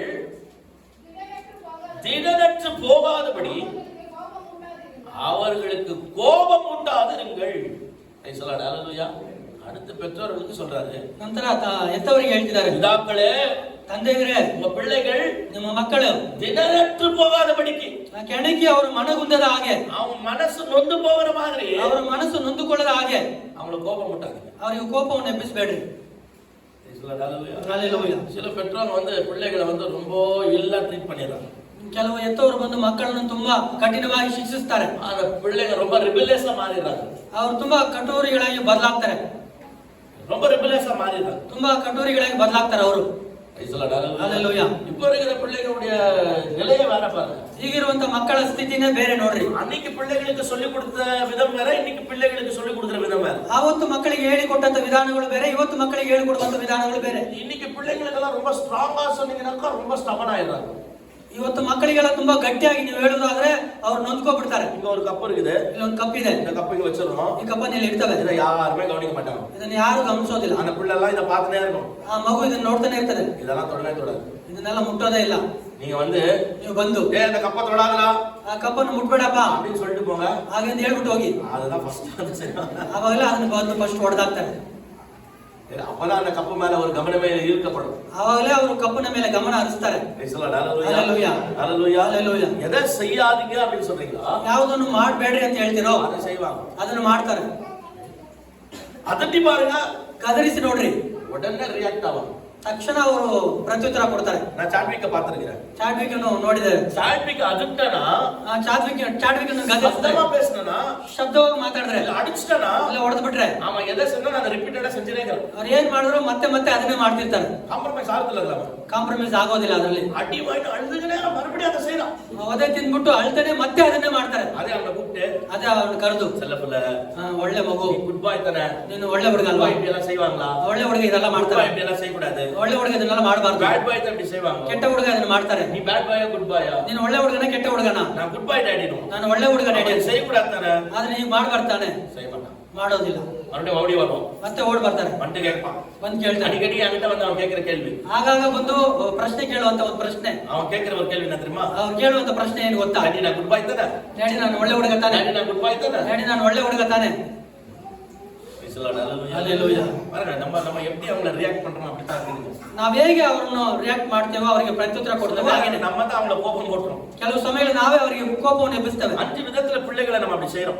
5 ವಿಧಾನದಲ್ಲಿ ನಾವು ಮಕ್ಕಳನ್ನ ಹಾಗೆ ಮಾಡ್ತೇವೆ. 5 ವಿಧத்துல 5 ವಿಧಾನಗಳಲ್ಲಿ முக்கியமா உங்க வீடுகள்ல வாலிபர்கள் இருந்தாங்கன்னா, டீனேஜர்ஸ் இருந்தாங்கன்னா, அப்படிப்பட்ட பெற்றோர்கள் இதை கவனிக்கணும். ಪ್ರಮುಖವಾಗಿ ನಿಮ್ಮ ಮನೆಯಲ್ಲಿ ಯೌವನಸ್ಥರು ಇರುವುದಾದ್ರೆ, ಟೀನ್ ಮಕ್ಕಳಿಂದ ಇರುವುದಾದ್ರೆ, ಅಂತ ಎತ್ತವರು ಇದನ್ನು ಗಮನಿಸಿರಿ. முதல்ல என்ன தெரியுமா, ಮೊದಲು ಏನ್ ಗೊತ್ತಾ, ಓವರ್ ಪ್ರೊಟೆಕ್ಟಿಂಗ್, ಹೆಚ್ಚಾಗಿ ಅವರನ್ನು ಕಾಯುವಂತದ್ದು ಅಥವಾ ಭದ್ರಪಡಿಸುವಂತದ್ದು, ரொம்ப பத்திரப்படுத்துறது, ತುಂಬಾ ಭದ್ರಪಡಿಸುವಂತದ್ದು. எங்க போனாலும் கூட போறது, ಎಲ್ಲೋದ್ರ ಜೊತೆ எங்க போனாலும் கூட கூட்டு வரது, ಎಲ್ಲಿ ಬಂದ್ರು ಜೊತೆ ಕರ್ಕೊ ಬರೋದು, அவங்களுக்கு கொஞ்சம் கூட ಫ್ರೀಡಮ್ கொடுக்கறதுல, ಅವರಿಗೆ ಸ್ವಲ್ಪನೂ ಸ್ವತಂತ್ರ ಕೊಡದೇ ಇರೋದು. போவாதல போக கூடாது, ಅಲ್ಲಿ ಹೋಗ್ಬೇಡ ಅಂದ್ರೆ ಹೋಗ್ಬಾರ್ದು, அங்க நிக்க கூடாது, ಅಲ್ಲಿ ನಿಲ್ಬೇಡ ಅಂದ್ರೆ ನಿಲ್ಬಾರ್ದು, செய்யாதல செய்ய கூடாது, ಅದನ್ನ ಮಾಡಬೇಡ ಅಂದ್ರೆ ಮಾಡಬಾರ್ದು. அது வரைக்கும் அவங்க மைண்ட்லயே அது இருக்காது, ಅದುವರೆಗೂ ಅವರ ಮೆದುಳಲ್ಲಿ ಅದು ಇರೋದೇ ಇಲ್ಲ. இந்த கப்பு நான் சொன்னேன், இந்த கப்பை பத்தி அது வரைக்கும் அது மைண்ட்ல இருக்காது, ಅದುವರೆಗೂ ಅವರ ಮೆದುಳಲ್ಲಿ ಅದು ಇರೋದೇ ಇಲ್ಲ. எப்போ ஓவர் ಪ್ರೊಟೆಕ್ಟಿವ್ பண்றோமா, ಯಾವಾಗ ಹೆಚ್ಚಾಗಿ ಭದ್ರಪಡಿಸ್ತೇವೋ அப்பதான் ರಿಬೆಲಿಯஸா மாறுறாங்க, ಆವಾಗಲೇ ಅವರು ಕಠೋರವಾಗಿ ಬದಲಾಗ್ತಾರೆ. ஹalleluya. அப்ப இந்த கப்பல என்னடா பாத்துருவோம், ಈ ಕಪ್ಪಲ್ಲಿ ಏನಿದೆ ನೋಡ್ಬಿಡೋಣ, அப்படின்னா விசேஷம் இந்த கப்பு, ಅಂತ ವಿಶೇಷ ಕಪ್ಪು ಏನಿದು. ஹalleluya. சிலர் வந்து ரொம்ப ஓவர் ಪ್ರೊಟೆಕ್ಟಿவா இருப்பாங்க, ಕೆಲವರು ಹೆಚ್ಚಾಗಿ ಭದ್ರಪಡಿಸುವವರಾಗಿರ್ತಾರೆ. அது ஒரு டேஞ்சரான ஒரு இது, ಅದು ಒಂದು ಅಪಾಯವಾದ ವಿಷಯ. ಪ್ರೊಟೆಕ್ಟಿவா இருக்கணும், ಭದ್ರತೆ ಉಳ್ಳವರಾಗಿರ್ಬೇಕು, ಓವರ್ ಪ್ರೊಟೆಕ್ಟಿவா இருக்கக்கூடாது, ಆದ್ರೆ ಹೆಚ್ಚಾಗಿ ಭದ್ರಪಡಿಸುವವರಾಗಿರ್ಬಾರ್ದು. கொஞ்சம் ಫ್ರೀಡಮ್ கொடுக்கணும், ಸ್ವಲ್ಪ ಸ್ವತಂತ್ರ ಅವ್ರಿಗೂ ಕೊಡ್ಬೇಕು. ஹalleluya ஹalleluya. ஹalleluya. ஒரு சிலர் எப்படி இருப்பாங்கன்னா, ಕೆಲವರು ಹೇಗಿರ್ತಾರೆ ಅಂದ್ರೆ ஓவர் ಫ್ರೀಡಮ್ கொடுத்துருவாங்க, ಹೆಚ್ಚಾದ ಸ್ವಾತಂತ್ರ್ಯವನ್ನು ಕೊಟ್ಬಿಡ್ತಾರೆ. எங்கனா போ, ಎಲ್ಲಾದ್ರೂ ಹೋಗು, எங்கனா வா, ಎಲ್ಲಾದ್ರೂ ಬಾ, எப்பனா வா, ಯಾವಾಗಾದ್ರೂ ಬಾ, யார்கிட்ட என்ன பேசு, ಯಾರ ಹತ್ರನೂ ಮಾತಾಡು, என்னனா பண்ணிக்கோ, ಏನಾದ್ರೂ ಮಾಡ್ಕೋ. அது ரொம்ப டேஞ்சர், ಅದು ತುಂಬಾ ಅಪಾಯ. ஹalleluya. பிள்ளைகள் கெட்டு போறதுக்கு நம்மளே வழிகளை திறக்கிறவர்களா இருக்கணும், ಮಕ್ಕಳು ಕೆಟ್ಟು ಹೋಗುವುದಕ್ಕೆ ನಾವೇ ಮಾರ್ಗಗಳನ್ನು ತೆರೆಯುವವರಾಗಿರ್ತೇವೆ. ஒரு பிடிப்பு இருக்கணும், ಒಂದು ಹಿಡಿತ ಇರಬೇಕು. ஹalleluya. ಹalleluya. அப்பா கேட்பாரு, ನಮ್ಮ ತಂದೆ ಕೇಳ್ತಾರೆ, அம்மா கேட்பாங்க, ನಮ್ಮ ತಾಯಿ ಕೇಳ್ತಾರೆ, அதெல்லாம் என்னால செய்ய முடியாது, ಅವ್ರು ಕೇಳಿದ್ರೆ ಏನು ಮಾಡಕ್ಕಾಗಲ್ಲ, அது எங்க வீட்டுல ஒத்துக்க மாட்டாங்க, அதுக்கெல்லாம் ನಮ್ಮ ಮನೇಲಿ ಅದಕ್ಕೆಲ್ಲ ಒಪ್ಕೊಳ್ಳೋದಿಲ್ಲ, அப்படியெல்லாம் என்னால செய்ய முடியாது. ಹಾಗೆಲ್ಲ ನನ್ನಿಂದ ಇರಕ್ಕಾಗಲ್ಲ. அவனுடைய நண்பர்களை பார்த்து அவன் சொல்லணும், ಅವರ ಸ್ನೇಹಿತರು ನೋಡಿ ಅವ್ರು ಹೇಳ್ಬೇಕು, எங்க வீட்டுல அதுக்கெல்லாம் ஒத்துக்க மாட்டாங்க, ನಮ್ಮ ಮನೇಲಿ ಅದಕ್ಕೆಲ್ಲ ಒಪ್ಕೊಳ್ಳೋದಿಲ್ಲ, நாம வேற மாதிரி, ನಾವು ಬೇರೆ ರೀತಿ. அப்ப வீட்டுல ஒரு நல்ல பிடிப்பு இருக்குதுன்னு அர்த்தம். ಹಾಗಾದ್ರೆ ಮನೆಯಲ್ಲಿ ಒಂದು ಒಳ್ಳೆ ಹಿಡಿತ ಇದೆ ಎಂದು ಅರ್ಥ. ஓவரா லூஸ் விட்டோம் அப்படின்னா, ಹೆಚ್ಚಾಗಿ ನಾವು ಫ್ರೀಡಮ್ ಸ್ವತಂತ್ರ ಕೊಡೋದಾದ್ರೆ அப்படியே டாடா பாய் பாய் சொல்லிட்டு போயிடுவாங்க, ಹಾಗೆ ಟಾಟಾ ಬಾಯ್ ಬಾಯ್ ಹೇಳ್ಬಿಟ್ಟು ಹೋಗ್ಬಿಡ್ತಾರೆ. ஹalleluya. அப்புறம் வந்து ஃபுல்லா லூஸ் விட்டு அப்புறம் நீங்க பிடிக்க பாத்தீங்கன்னா அதெல்லாம் நடக்காது, ಎಲ್ಲ ಫ್ರೀಡಮ್ ಕೊಟ್ಬಿಟ್ಟು ಆಮೇಲೆ ನೀವು ಹಿಡಿತ ಸಾಧಿಸಬೇಕಂದ್ರೆ ಅದು ನಡೆಯೋದಿಲ್ಲ, அதெல்லாம் நடக்காது, ಅದೆಲ್ಲ ನಡೆಯೋದಿಲ್ಲ. ஹalleluya. ஹalleluya. மூணாவது காரியம், ಮೂರನೇ ವಿಷಯ, குடும்பத்துல ஃபேவரிட்டிசம் காட்டுறது. ಆ ಕುಟುಂಬದಲ್ಲಿ ಇವನೇ ಹೆಚ್ಚಾದನೆಂದು ಹೇಳುವುದು. 2-3 பிள்ளைகள் இருந்தா 2-3 ಮಕ್ಕಳು ಇರ್ತಾರೆ, ஒருத்தர் ஒரு மாதிரி பாக்குறது, ಒಬ್ಬರನ್ನು ಒಂದು ರೀತಿ ನೋಡ್ಕೊಳ್ಳೋದು, ಇನ್ನೊಬ್ಬರನ್ನು ಇನ್ನೊಂದು ರೀತಿ ನೋಡ್ಕೊಳ್ಳೋದು, இதான் ஃபேவரிட்டிசம். ಇದೇ ಹೆಚ್ಚಾಗಿ ನೋಡಿಕೊಳ್ಳುವಂಥದ್ದು. ஃபேமிலில இது இருக்க கூடாது, ಕುಟುಂಬದಲ್ಲಿ ಇದು ಇರಬಾರ್ದು, ஃபேமிலில இது இருக்க கூடாது, ಕುಟುಂಬದಲ್ಲಿ ಇದು ಇರಬಾರ್ದು.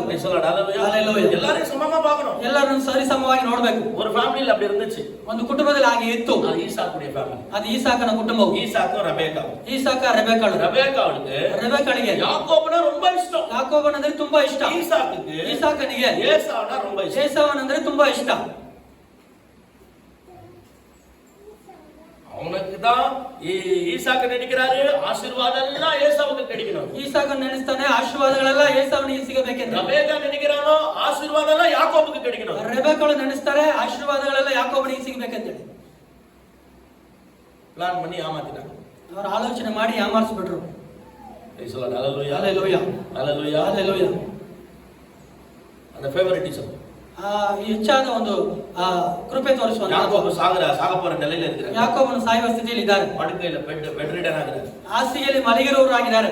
யோசேப் வராரு, ಯೋಸೇಫನು ಬರ್ತಾರೆ, 2 பிள்ளை கூட்டி வராரு. ಇಬ್ಬರು ಮಕ್ಕಳನ್ನು ಕರ್ಕೊಂಡ್ ಬರ್ತಾರೆ. மனாசே எப்ராயிம். ಮನಾಸೆಯನ್ನು ಎಫ್ರಾಯಿಮನು. மனாசே வந்து அண்ணன், ಮನಾಸೆ ಬಂದು ಅಣ್ಣನು, எப்ராயிம் வந்து தம்பி. ಎಫ್ರಾಯಿಮ್ ಬಂದು ತಮ್ಮ. அப்பா கிட்ட கூட்டி வந்து நிக்க வைக்கிறாரு. ಅಪ್ಪನ ಬಳಿಯಲ್ಲಿ ಬಂದು ಕರ್ಕೊಂಡ್ ಬಂದು ನಿಲ್ಲಿಸ್ತಾರೆ. கரெக்டா நிக்க வைக்கிறாரு, ಸರಿಯಾಗಿ ನಿಲ್ಲಿಸ್ತಾರೆ. அண்ணன் வந்து வலது பக்கத்துல, ಅಣ್ಣನ ಬಂದು ಬಲಗಡೆಯಲ್ಲಿ, தம்பிய வந்து இடது பக்கத்துல, ತಮ್ಮನು ಎಡಗಡೆಯಲ್ಲಿ. அப்பாவை ஆசீர்வதிக்க சொல்றாரு. ಅಪ್ಪನನ್ನು ಆಶೀರ್ವದಿಸಲು ಹೇಳ್ತಾರೆ. யாக்கோபு ஜெபம் பண்றாருங்க. ಯಾಕೋಬನು ಪ್ರಾರ್ಥಿಸ್ತಾರೆ. எப்படி ஜெபம் பண்றாரு தெரியுமா? ಹೇಗೆ ಪ್ರಾರ್ಥಿಸ್ತಾರೆ ಗೊತ್ತಾ? ரைட் ஹேண்ட் பக்கம் மனாசே இருக்கிறாரு, ಬಲಗಡೆಯಲ್ಲಿ ಮನಾಸೆ ಇದ್ದಾರೆ, லெஃப்ட் ஹேண்ட் பக்கம் எப்ராயிம் இருக்கிறாரு. ಎಡಗಡೆಯಲ್ಲಿ ಎಫ್ರಾಯಿಮ್ ಇದ್ದಾರೆ. யாக்கோபு என்ன பண்றாருன்னா, ಯಾಕೋಬನು ಏನ್ ಮಾಡ್ತಾರೆ ಅಂದ್ರೆ, ரைட் ஹேண்ட் எடுத்து எப்ராயிம் மேல வைக்கிறாரு, ಬಲಗೈಯನ್ನು ತಕೊಂಡು ಎಫ್ರಾಯಿಮ್ ಮೇಲೆ ಇಡ್ತಾರೆ, லெஃப்ட் ஹேண்ட் எடுத்து மனாசே மேல வைக்கிறாரு. ಎಡಗೈಯನ್ನು ತಕೊಂಡು ಮನಾಸೆ ಮೇಲೆ ಇಡ್ತಾರೆ. கிராஸ் பண்ணி வச்சு ஜெபம் பண்றாரு. ಈಗ ಕ್ರಾಸ್ ಮಾಡಿ ಇಟ್ಟು ಪ್ರಾರ್ಥಿಸ್ತಾರೆ. யோசேப் பாக்குறாரு, ಯೋಸೇಫನ್ ಇದನ್ನು ನೋಡ್ತಾರೆ. ரொம்ப மனசு கஷ்டப்படுறாரு. ಅವ್ರು ತುಂಬಾ ಮನಸ್ಸಿಗೆ ಕಷ್ಟವಾಗ್ತದೆ. கையை எடுக்க பாக்குறாரு. ಕೈ ಎತ್ತಲು ನೋಡ್ತಾರೆ. நீ அப்படி செய்யாத, எனக்கு தெரியும் நான் என்ன பண்றேன்றாரு யாக்கோபு. ನೀನ್ ಹಾಗೆ ಮಾಡಬೇಡ, ನಾನು ಏನ್ ಮಾಡ್ತೀನಿ ನನಗೆ ಗೊತ್ತು ಅಂತ ಹೇಳ್ತಾರೆ ಯಾಕೋಬನು. எங்க வந்துச்சு? ಎಲ್ಲಿಂದ ಬಂತಿದ್ದು? அவர் லைஃப்ல அவர் பண்ணாரு இது. ಅವರ ಜೀವಿತದಲ್ಲಿ ಅವ್ರು ಮಾಡಿದ್ರು ಇದನ್ನ. அதை அப்படியே ரிஃப்ளெக்ட் பண்றாரு. ಅದನ್ನ ಹಾಗೆ ಪ್ರತಿಬಿಂಬವಾಗಿ ತೋರಿಸ್ತಾರೆ.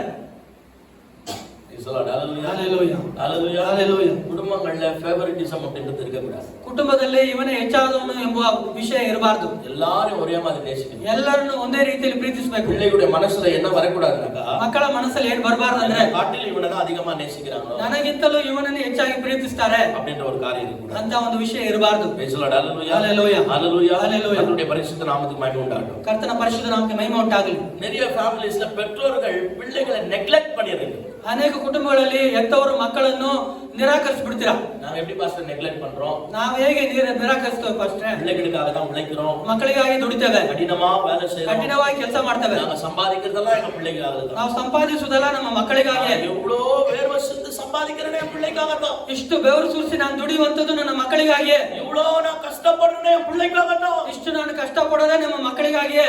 என் உடம்பு இவ்வளவு கெட்டு போனாலும் என் பிள்ளைகள் நல்லா இருக்கணும்னு சொல்லி நான் போய் வேலை செய்யறேன். ನನ್ನ ಆರೋಗ್ಯ ಕೆಟ್ಟು ಹೋದ್ರೂ ನಮ್ಮ ಮಕ್ಕಳು ಚೆನ್ನಾಗಿರ್ಬೇಕೆಂದು ಹೇಳಿ ನಾನು ಕೆಲಸ ಮಾಡ್ತೇನೆ. அதெல்லாம் 100% உண்மை, அதுல எந்த மாற்று கருத்தும் கிடையாது. ಇದೆಲ್ಲ ಶೇಕಡ 100% ಸರಿ, ಅದರಲ್ಲಿ ಯಾವುದೇ ಬದಲಾವಣೆ ಇಲ್ಲ. ஆனா ஒரு சில பெற்றோர்கள் ಆದ್ರೆ ಕೆಲವು ಹೆತ್ತವರು பிள்ளைகளோடு கூட ಮಕ್ಕಳ ಸಂಗಡ வாரத்துக்கு ವಾರದಲ್ಲಿ வெறும் 30 நிமிஷம் தான் செலவிடுறாங்க. ಬರೀ 30 ನಿಮಿಷ ಮಾತ್ರ ಖರ್ಚು ಮಾಡ್ತಾರಂತೆ. ஒரு ஸ்டடியில சொல்லுது, ಒಂದು ಸ್ಟಡಿಯಲ್ಲಿ ಹೇಳ್ತಿದೆ, பெற்றோர்கள் பிள்ளைகளோடு கூட ಹೆತ್ತವರು ಮಕ್ಕಳ ಸಂಗಡ வாரத்துக்கு ವಾರದಲ್ಲಿ 30 நிமிஷம் தான் செலவிடுறாங்க. 70% பெற்றோர்கள், ಶೇಕಡ 70% ಹೆತ್ತವರು ಬರೀ 30 ನಿಮಿಷ ಮಾತ್ರ ಮಕ್ಕಳ ಸಂಗಡ ಸಮಯವನ್ನು ಖರ್ಚು ಮಾಡ್ತಾರೆ. அப்ப பாருங்க அந்த பிள்ளைகள் எப்படி இருப்பாங்க. ನೋಡ್ರಿ ಹಾಗಾದ್ರೆ ಮಕ್ಕಳು ಹೇಗಿರ್ತಾರೆ? வாரத்துக்கு 30 நிமிஷம் செலவு பண்றீங்க, ವಾರದಲ್ಲಿ ಬರೀ 30 ನಿಮಿಷ ಖರ್ಚು ಮಾಡ್ತಾರೆ. அவங்களுக்காக உழைக்கிறீங்க, அவங்களுக்காக காரியங்களை செய்றீங்க, எல்லாமே பண்றீங்க. ಅವ್ರಿಗಾಗಿ ದುಡಿತೀರಾ, ಅವ್ರಿಗಾಗಿ ಎಲ್ಲವನ್ನು ಮಾಡ್ಕೊಡ್ತೀರಾ, ಎಲ್ಲವನ್ನು ಮಾಡ್ತೀರಾ. எவ்வளவு டைம் ஸ்பெண்ட் பண்றீங்க அவங்க கூட? ಆದ್ರೆ ಅವರ ಸಂಗಡ ಎಷ್ಟು ಸಮಯವನ್ನು ಖರ್ಚು ಮಾಡ್ತೀರಾ? அவங்களோடு கூட செலவிடுகிற நேரம் தான் ரொம்ப முக்கியமானது. ಅವರ ಸಂಗಡ ಖರ್ಚು ಮಾಡುವಂತ ಸಮಯವೇ ಬಹಳ ಪ್ರಮುಖವಾದದ್ದು. சில பெற்றோர்கள் என்ன பண்றாங்கன்னாக்கா, ಕೆಲವು ಎಂತವ್ರು ಏನ್ ಮಾಡ್ತಾರೆ ಅಂದ್ರೆ, பிள்ளைகளோடு கூட நேரத்தை ஸ்பெண்ட் பண்றதுக்கு அவங்களுக்கு விருப்பம் இல்ல. ಕೆಲವು ಎಂತವ್ರು ಮಕ್ಕಳ ಸಂಗಡ ಸಮಯ ಖರ್ಚು ಮಾಡೋದಕ್ಕೆ ಅವ್ರಿಗೆ ಇಷ್ಟವಿಲ್ಲ. இல்ல அவங்களுக்கு வேற காரியங்கள்ல ரொம்ப பிஸியா இருக்கிறாங்க, ಅಥವಾ ಬೇರೆ ಕೆಲಸಗಳಲ್ಲಿ ಅವರು ಬ್ಯುಸಿ ಆಗಿರ್ತಾರೆ. பிள்ளைகளை வந்து டிஸ்டர்ப் பண்ணாம இருக்கிறதுக்காக, ಮಕ್ಕಳಿಗೆ ತೊಂದರೆ ಕೊಡದೆ ಆಗಿರುವ ಹಾಗೆ, அவங்கள பிஸியா வைக்கிறதுக்காக ಅವ್ರನ್ನು ಬ್ಯುಸಿ ಆಗಿಡೋದಕ್ಕಾಗಿ மொபைல் எடுத்து கையில கொடுத்துறது. ಮೊಬೈಲ್ ಅನ್ನು ತಕೊಂಡು ಅವ್ರ ಕೈಯಲ್ಲಿ ಕೊಟ್ಬಿಡೋದು. அந்த பிள்ளை மொபைல பாக்குது. ಆ ಮಗು ಮೊಬೈಲ್ ನೋಡ್ತಾನೆ ಇದೆ. மொபைல் இருந்தா தான் சாப்பிடுது, ಮೊಬೈಲ್ ಇದ್ರಿಂದ ಊಟ ಮಾಡ್ತದೆ. மொபைல் இல்ல சாப்பிடுறது இல்ல. ಮೊಬೈಲ್ ಇಲ್ಲ ಅಂದ್ರೆ ಊಟ ಮಾಡಲ್ಲ. ஹalleluya. ஒரு டாக்டர் சொன்னாங்க, ಒಂದು ಡಾಕ್ಟರ್ ಹೇಳಿದ್ರು, நம்முடைய பிரெயின்ல வந்து ஒரு ஒவ்வொருக்கும் ஒவ்வொரு இது என்ன சொல்றது, ஒரு அமினோ ஆசிட் வந்து சுரக்குது நம்ம பிரெயின்ல. ನಮ್ಮ ಮೆದುಳಿನಲ್ಲಿ ಒಬ್ಬೊಬ್ಬರಿಗೂ ಒಂದು ಅಮಿನೋ ಆಸಿಡ್ ಎಂಬುದು ಅದು ಬರ್ತದೆ. ஒவ்வொரு காரியம் செய்யும்போது ஒவ்வொரு ஆசிட் சுரக்குது. ಒಂದೊಂದು ವಿಷಯ ಮಾಡುವಾಗ ಒಂದೊಂದು ಆಸಿಡ್ ಸೋರ್ತದೆ. ಅದು ஒரு வேலை செய்யும்போது ஒரு ஆசிட் தான் சுரக்குமா. ಒಂದು ಕೆಲಸ ಮಾಡುವಾಗ ಒಂದು ಆಸಿಡ್ ಮಾತ್ರ ಅದು ಸೋರ್ತದೆ. இப்ப மொபைல் பார்த்துட்டே சாப்பிடும்போது ಈಗ ಮೊಬೈಲ್ ನೋಡ್ಕೊಂಡು ಊಟ ಮಾಡುವಾಗ இந்த நர்வ் சிஸ்டம் வந்து லிங்க் ஆகும். ಈ ನರ ಸಿಸ್ಟಮ್ ಒಂದು ಅದು ಲಿಂಕ್ ಆಗ್ತದೆ. ஏன்னா ஒண்ணு வந்து மொபைல் பாக்குறது, ಒಂದು ಬಂದು ಮೊಬೈಲ್ ನೋಡೋದು, இன்னொன்னு சாப்பிடுறது, ಇನ್ನೊಂದು ಊಟ ಮಾಡೋದು. இப்ப என்ன ஆகுமா, காலப்போக்கில் இது வந்து லிங்க் ஆயிடும். ಕಾಲಾಂತರದಲ್ಲಿ ಏನೇ ಆಗ್ಬಿಡ್ತದೆ, ಲಿಂಕ್ ಆಗ್ಬಿಡ್ತದೆ. லிங்க் ஆயிட்ட பிறகு ಲಿಂಕ್ ಆದ ನಂತರ பிள்ளைங்க வீட்டுக்கு ஸ்கூலுக்கு போனா ಮಕ್ಕಳು ಸ್ಕೂಲ್ಗೆ ಹೋದ್ರೆ சாப்பிடுறதே இல்ல, கம்ப்ளைண்ட். ಊಟನೇ ಮಾಡೋದಿಲ್ಲ, ಅದೇ டிஃபன் ಕಂಪ್ಲೇಂಟ್. பாக்ஸ் எல்லாம் வாபஸ் வருது. ಟಿಫನ್ ಬಾಕ್ಸ್ ಎಲ್ಲ ವಾಪಸ್ ಬರ್ತದೆ. ಯಾಕೆ டிஃபன் பாக்ஸ் வாபஸ் வருது? ಯಾಕೆ ಟಿಫನ್ ಬಾಕ್ಸ್ ವಾಪಸ್ ಬರ್ತದೆ? அவங்களுக்கு பசி இல்லன்னு இல்ல, ಅವ್ರಿಗೆ ಹಸಿವಿಲ್ಲ ಅಂತ ಅಲ್ಲ, அவங்களால சாப்பிட முடியாது. ಅವರಿಂದ ಊಟ ಮಾಡ್ಲಿಕ್ಕೆ ಆಗಲ್ಲ. சாப்பிடணும்னு நினைச்சாலும் சாப்பிட முடியாது. ಅವ್ರು ಊಟ ಮಾಡ್ಬೇಕೆಂದು ನೆನೆಸಿದ್ರು ಊಟ ಮಾಡಕ್ ಆಗಲ್ಲ. அப்படின்னு கேட்டா ಯಾಕೆ ಅಂತ ಕೇಳಿದ್ರೆ, சுரக்கிறதான அந்த அமினோ ஆசிட்ஸ்ல ಸೋರಿಯುವಂತ ಅಮಿನೋ ಆಸಿಡ್ ಅಲ್ಲಿ மொபைலும் ஃபுட்டும் கிளப் ஆயிருக்குது. ಮೊಬೈಲು ಫುಡ್ ಸೇರ್ಕೊಂಡಿದೆ. அவங்களுக்கு அந்த வீடியோ காட்டினா தான் அதை பார்த்துனே தான் சாப்பிட முடியும். ಅವರಿಗೆ ಆ ವಿಡಿಯೋ ತೋರಿಸಿದ್ರೆ ಅದನ್ನ ನೋಡ್ಕೊಂಡೇ ಊಟ ಮಾಡಕ್ ಆಗ್ತದೆ. வீட்ல போனை காட்டி சாப்பிட வச்சிட்டீங்க, ಮನೆಯಲ್ಲಿ ಫೋನ್ ತೋರಿಸಿ ಊಟ ಮಾಡಿಸ್ಕೊಂಡ್ರಿ. ஸ்கூல்ல டீச்சர் எல்லாருக்கும் போனை கொடுத்து பாரு நான் சாப்பிட வைக்கலாம். ಅದೇ ಸ್ಕೂಲಲ್ಲಿ ಎಲ್ಲ ಟೀಚರ್ಗಳು ಫೋನ್ ಕೊಟ್ಟು ಊಟ ಮಾಡಪ್ಪ, ನೋಡ್ಕೊಂಡು ಊಟ ಮಾಡಪ್ಪ ಅಂತ ಹೇಳ್ತಾರೆ. டிஃபன் பாக்ஸ் அப்படியே வருது. ಆ ಟಿಫನ್ ಬಾಕ್ಸ್ ಹಾಗೆ ಬರ್ತದೆ. ஹalleluya. டிஃபன் பாக்ஸ் அப்படியே ரிட்டர்ன் வருது. ಟಿಫನ್ ಬಾಕ್ಸ್ ಹಾಗೆ ಹಿಂದಿರುಗಿ அப்புறம் ಬರ್ತದೆ. வந்து பாஸ்டர் நம்ம பாஸ்டர் சரியாவே சாப்பிடல, பாஸ்டர் ஜெபம் பண்ணுங்க. ಫಸ್ಟ್ ನಮ್ಮ ಮಕ್ಕಳು ಸರಿಯಾಗಿ ಊಟನೇ ಮಾಡೋದಿಲ್ಲ, எல்லாருக்கும் ஜெபம் பண்ணுங்க. ಎಲ್ಲರಿಗೂ ಪ್ರಾರ್ಥನೆ ಮಾಡ್ರಿ. ಹalleluya ஹalleluya. ಹalleluya. எப்படி சரியாகும்? ಹೇಗೆ ಸರಿ ಆಗ್ತದೆ? ஜெபம் பண்ணாங்க, ಪ್ರಾರ್ಥನೆ ಮಾಡಿದ್ರು நீங்க வீட்ல பிராக்டீஸ் பண்ணா தான் சரியாகும். ನೀವು ಮನೆಯಲ್ಲಿ ಅಭ್ಯಾಸ ಕೊಟ್ರೇನೆ ಸರಿ ಆಗ್ತದೆ. மொபைலுக்கு ஒரு டைம் கொடுங்க. ಮೊಬೈಲ್ಗೆ ಒಂದು ಸಮಯ ಕೊಡ್ರಿ. மொபைலை வந்து அவாய்டும் பண்ண முடியாது. ಮೊಬೈಲ್ ಅನ್ನು ಸಂಪೂರ್ಣವಾಗಿ ತೆಗಿಲಿಕ್ಕೆ ಆಗಲ್ಲ, கொஞ்ச நேரம் அதுக்கு கொடுத்து தான் ஆகணும். ಸ್ವಲ್ಪ ಸಮಯ ಅದಕ್ಕೆ ಕೊಡ್ಲೇಬೇಕು. பாருங்க, ப்ரீ கேஜி போட்டுக்கிறோம். சாட்விக் ப்ரீ கேஜி தான் படிக்கிறாரு. ಚಾರ್ವಿಕ್ ಪ್ರಿ ಕೆಜಿ ಓದ್ತಿದ್ದಾರೆ. அவனுக்கு அசைன்மெண்ட், டெஸ்ட், ஹோம்வொர்க் எல்லாம் மொபைல்லே வருது. ಅವ್ರಿಗೆ ಅಸೈನ್ಮೆಂಟ್, ಟೆಸ್ಟ್, ಹೋಮ್ ವರ್ಕ್ ಎಲ್ಲ ಮೊಬೈಲ್ ಅಲ್ಲೇ ಬರ್ತದೆ. மொபைல்ல அவன் டெஸ்ட் எழுதணுமா? ಮೊಬೈಲ್ ಎಲ್ಲ ಟೆಸ್ಟ್ ಬರೀಬೇಕಂತೆ. அப்ப அவனுக்கு சொல்லி தர்றாரு, இத பண்ணு, இது பேக் கீ, இது ஃப்ரண்ட் கீ, இது நெக்ஸ்ட், இது செலக்ட் பண்ணு, எல்லாம் நம்ம சொல்லி தரோம் அவனுக்கு. ಇದು ಬ್ಯಾಕ್ ಕೀ, ಇದು ನೆಕ್ಸ್ಟ್ ಕೀ, ಇದನ್ನ ಸೆಲೆಕ್ಟ್ ಮಾಡು, ಇದೆಲ್ಲ ನಾವು ಹೇಳ್ಕೊಡ್ಬೇಕು ಅವರಿಗೆ. எல்லாம் நம்மளே சொல்லி கொடுக்கணும். ಇದನ್ನೆಲ್ಲ ನಾವೇ ಹೇಳ್ಕೊಡ್ಬೇಕು. அந்த ஒரு காலத்துக்குள்ள வந்துட்டோம் நம்ம. ಅಂತ ಒಂದು ಕಾಲದೊಳಗೆ ನಾವು ಬಂದ್ಬಿಟ್ಟೆವು. அதனால முற்றிலுமா அவாய்டும் பண்ண முடியாது. ಅದನ್ನ ಸಂಪೂರ್ಣವಾಗಿ ನಾವು ಅವಾಯ್ಡ್ ಮಾಡಕ್ ಆಗಲ್ಲ. ஸ்கிரீன் டைம்னு சொல்லி கொஞ்ச நேரத்தை கொடுக்கணும். ಸ್ಕ್ರೀನ್ ಟೈಮ್ ಎಂದು ಸ್ವಲ್ಪ ಸಮಯವನ್ನು ಕೊಡಬೇಕು. ஆனா சாப்பிடுற நேரத்துல கொடுக்க கூடாது. ಅದರ ಊಟದ ಸಮಯದಲ್ಲಿ ಕೊಡಬಾರದು. ஹalleluya. ஹalleluya. ஹalleluya. ஹalleluya. அப்ப இதெல்லாம் நம்ம கரெக்ட்டா ஃபாலோ பண்ணா நல்ல பசங்க வந்து நல்ல ஹெல்தியா இருப்பாங்க. ಇದನ್ನೆಲ್ಲ ನಾವು ಸರಿಯಾಗಿ ಹಿಂಬಾಲಿಸುವುದಾದ್ರೆ ನಮ್ಮ ಮಕ್ಕಳು ಪುಷ್ಟಿಯಿಂದ ಇರ್ತಾರೆ. ஹalleluya. பிள்ளைகளோடு கூட நேரத்தை செலவு செய்யணும்.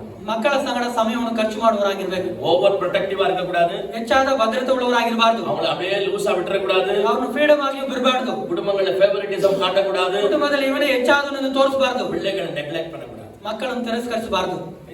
ஹalleluya. ஹalleluya. இப்போ நம்ம பிள்ளையை ನೆಗ್ಲೆಕ್ಟ್ பண்ணிட்டோம்னா, ಈಗ ನಮ್ಮ ಮಕ್ಕಳನ್ನು ತಿರಸ್ಕರಿಸುವುದಾದ್ರೆ, அவன் டாடி ಓಡಿ வரும்போது, ಅವನ್ ಡ್ಯಾಡಿ ಅಂತ ಓಡಿ ಬರುವಾಗ, ಮಮ್ಮಿ ಓಡಿ வரும்போது, ಮಮ್ಮಿ ಅಂತ ಓಡಿ ಬರುವಾಗ, ಇಷ್ಟ ಪಡಲ್ಲ ಕೂಡ, ಹೋಗಪ್ಪ ತೊಂದರೆ ಕೊಡಬೇಡ, ಹೋಗಪ್ಪ தெரியல, ನಾನು ಕೆಲಸ ಮಾಡ್ತಿದ್ದೀನಿ ಗೊತ್ತಿಲ್ಲ, ಕಿಚನ್ ಇಪ್ಪದಾ ಸமையல் செய்றேன், ಈಗ ಅಡಿಗೆ ಮನೆಯಲ್ಲಿ ಅಡಿಗೆ ಮಾಡ್ತಾ ಇದ್ದೀನಿ, ಈಗ டாடி ಮಮ್ಮಿ ಕೂತ್ಕೊಂಡ್ರೆ ಯಾವಾಗಲೂ ಡ್ಯಾಡಿ ಮಮ್ಮಿ ಅಂತ ಕರೀತಿದ್ಯಾ, ಅದು பெருசாயிரும், ಸ್ವಲ್ಪ ದೊಡ್ಡವನ ಆಗ್ಬಿಡ್ತಾನೆ, வளர்ந்துருவான்ல, ಬೆಳಿತಾನಲ್ಲ, 10-15 ವರ್ಷ ಆಯ್ತು, 10-15 ವರ್ಷ ಆಗ್ತದೆ, அப்புறம் நீங்க மகனே அப்படினா, ಆಮೇಲೆ ನೀವು ಮಗನೇ ಅಂತ ಕರೆದ್ರೆ, ಸುಮಾರು ಅವನಿಗೆ தெரியல நான் வேலை பண்ணுகிறேன், ಅಮ್ಮ ಸುಮ್ಮನೆ ಇರಮ್ಮ ನಾನು ಕೆಲಸ ಮಾಡ್ತೀನಿ ನಿಮಗೆ ಗೊತ್ತಿಲ್ವಾ, ಲೈಫ್ ಬೂಮರಂಗ್ ಮರೆತರಾದೀங்க, ಆ ಜೀವನ ಎಂಬುದು ತಿರುಗಿ ಬರುವಂತದ್ದೇ, ಅದು மறுபடியும் சொல்றேன், ಮತ್ತೆ ನಾನು ನಿಮಗೆ ಹೇಳ್ತೇನೆ, ரொம்ப கேர்ஃபுல்லா இருக்கணும், ತುಂಬಾ ಎಚ್ಚರಿಕೆಯುಳ್ಳವರಾಗಿರ್ಬೇಕು, நம்ம எதை நம்ம பிள்ளைகளுக்கு செய்றோம் நம்ம பிள்ளைகள் அப்படியே நமக்கு செய்வாங்க, ನಾವು ಮಕ್ಕಳಿಗೆ ಏನೇನು ಮಾಡ್ತೇವೋ ಅದನ್ನ ಮಕ್ಕಳು ನಮಗೆ ಹಿಂದಿರುಗಿ ಹಾಗೆ ಮಾಡುವವರಾಗಿರ್ತಾರೆ, நம்ம பெற்றோர்களுக்கு நம்ம என்ன செய்றோமோ நம்ம பிள்ளைகள் அதை நமக்கு செய்வாங்க, ನಮ್ಮ ಹೆತ್ತವರಿಗೆ ನಾವು ಏನು ಮಾಡ್ತೇವೋ ಅದನ್ನ ನಮ್ಮ ಮಕ್ಕಳು ನಮಗೆ ಮಾಡ್ತಾರೆ, உனக்கு மாத்திரம் எல்லாம் நன்மையா நடக்கும், நீ மாத்திரம் எல்லாருக்கும் தீமையா செய்வ, அப்படிதான் கர்த்தர் நடத்துவார்னா அப்படியெல்லாம் கிடையவே கிடையாது, ನೀನು ಮಾತ್ರ ಎಲ್ಲರಿಗೂ ಕೆಟ್ಟದೇ ಮಾಡ್ತೀಯ, ನಿನಗೆ ಮಾತ್ರ ಎಲ್ಲ ಒಳ್ಳೇದೇ ಆಗ್ಬೇಕಂದ್ರೆ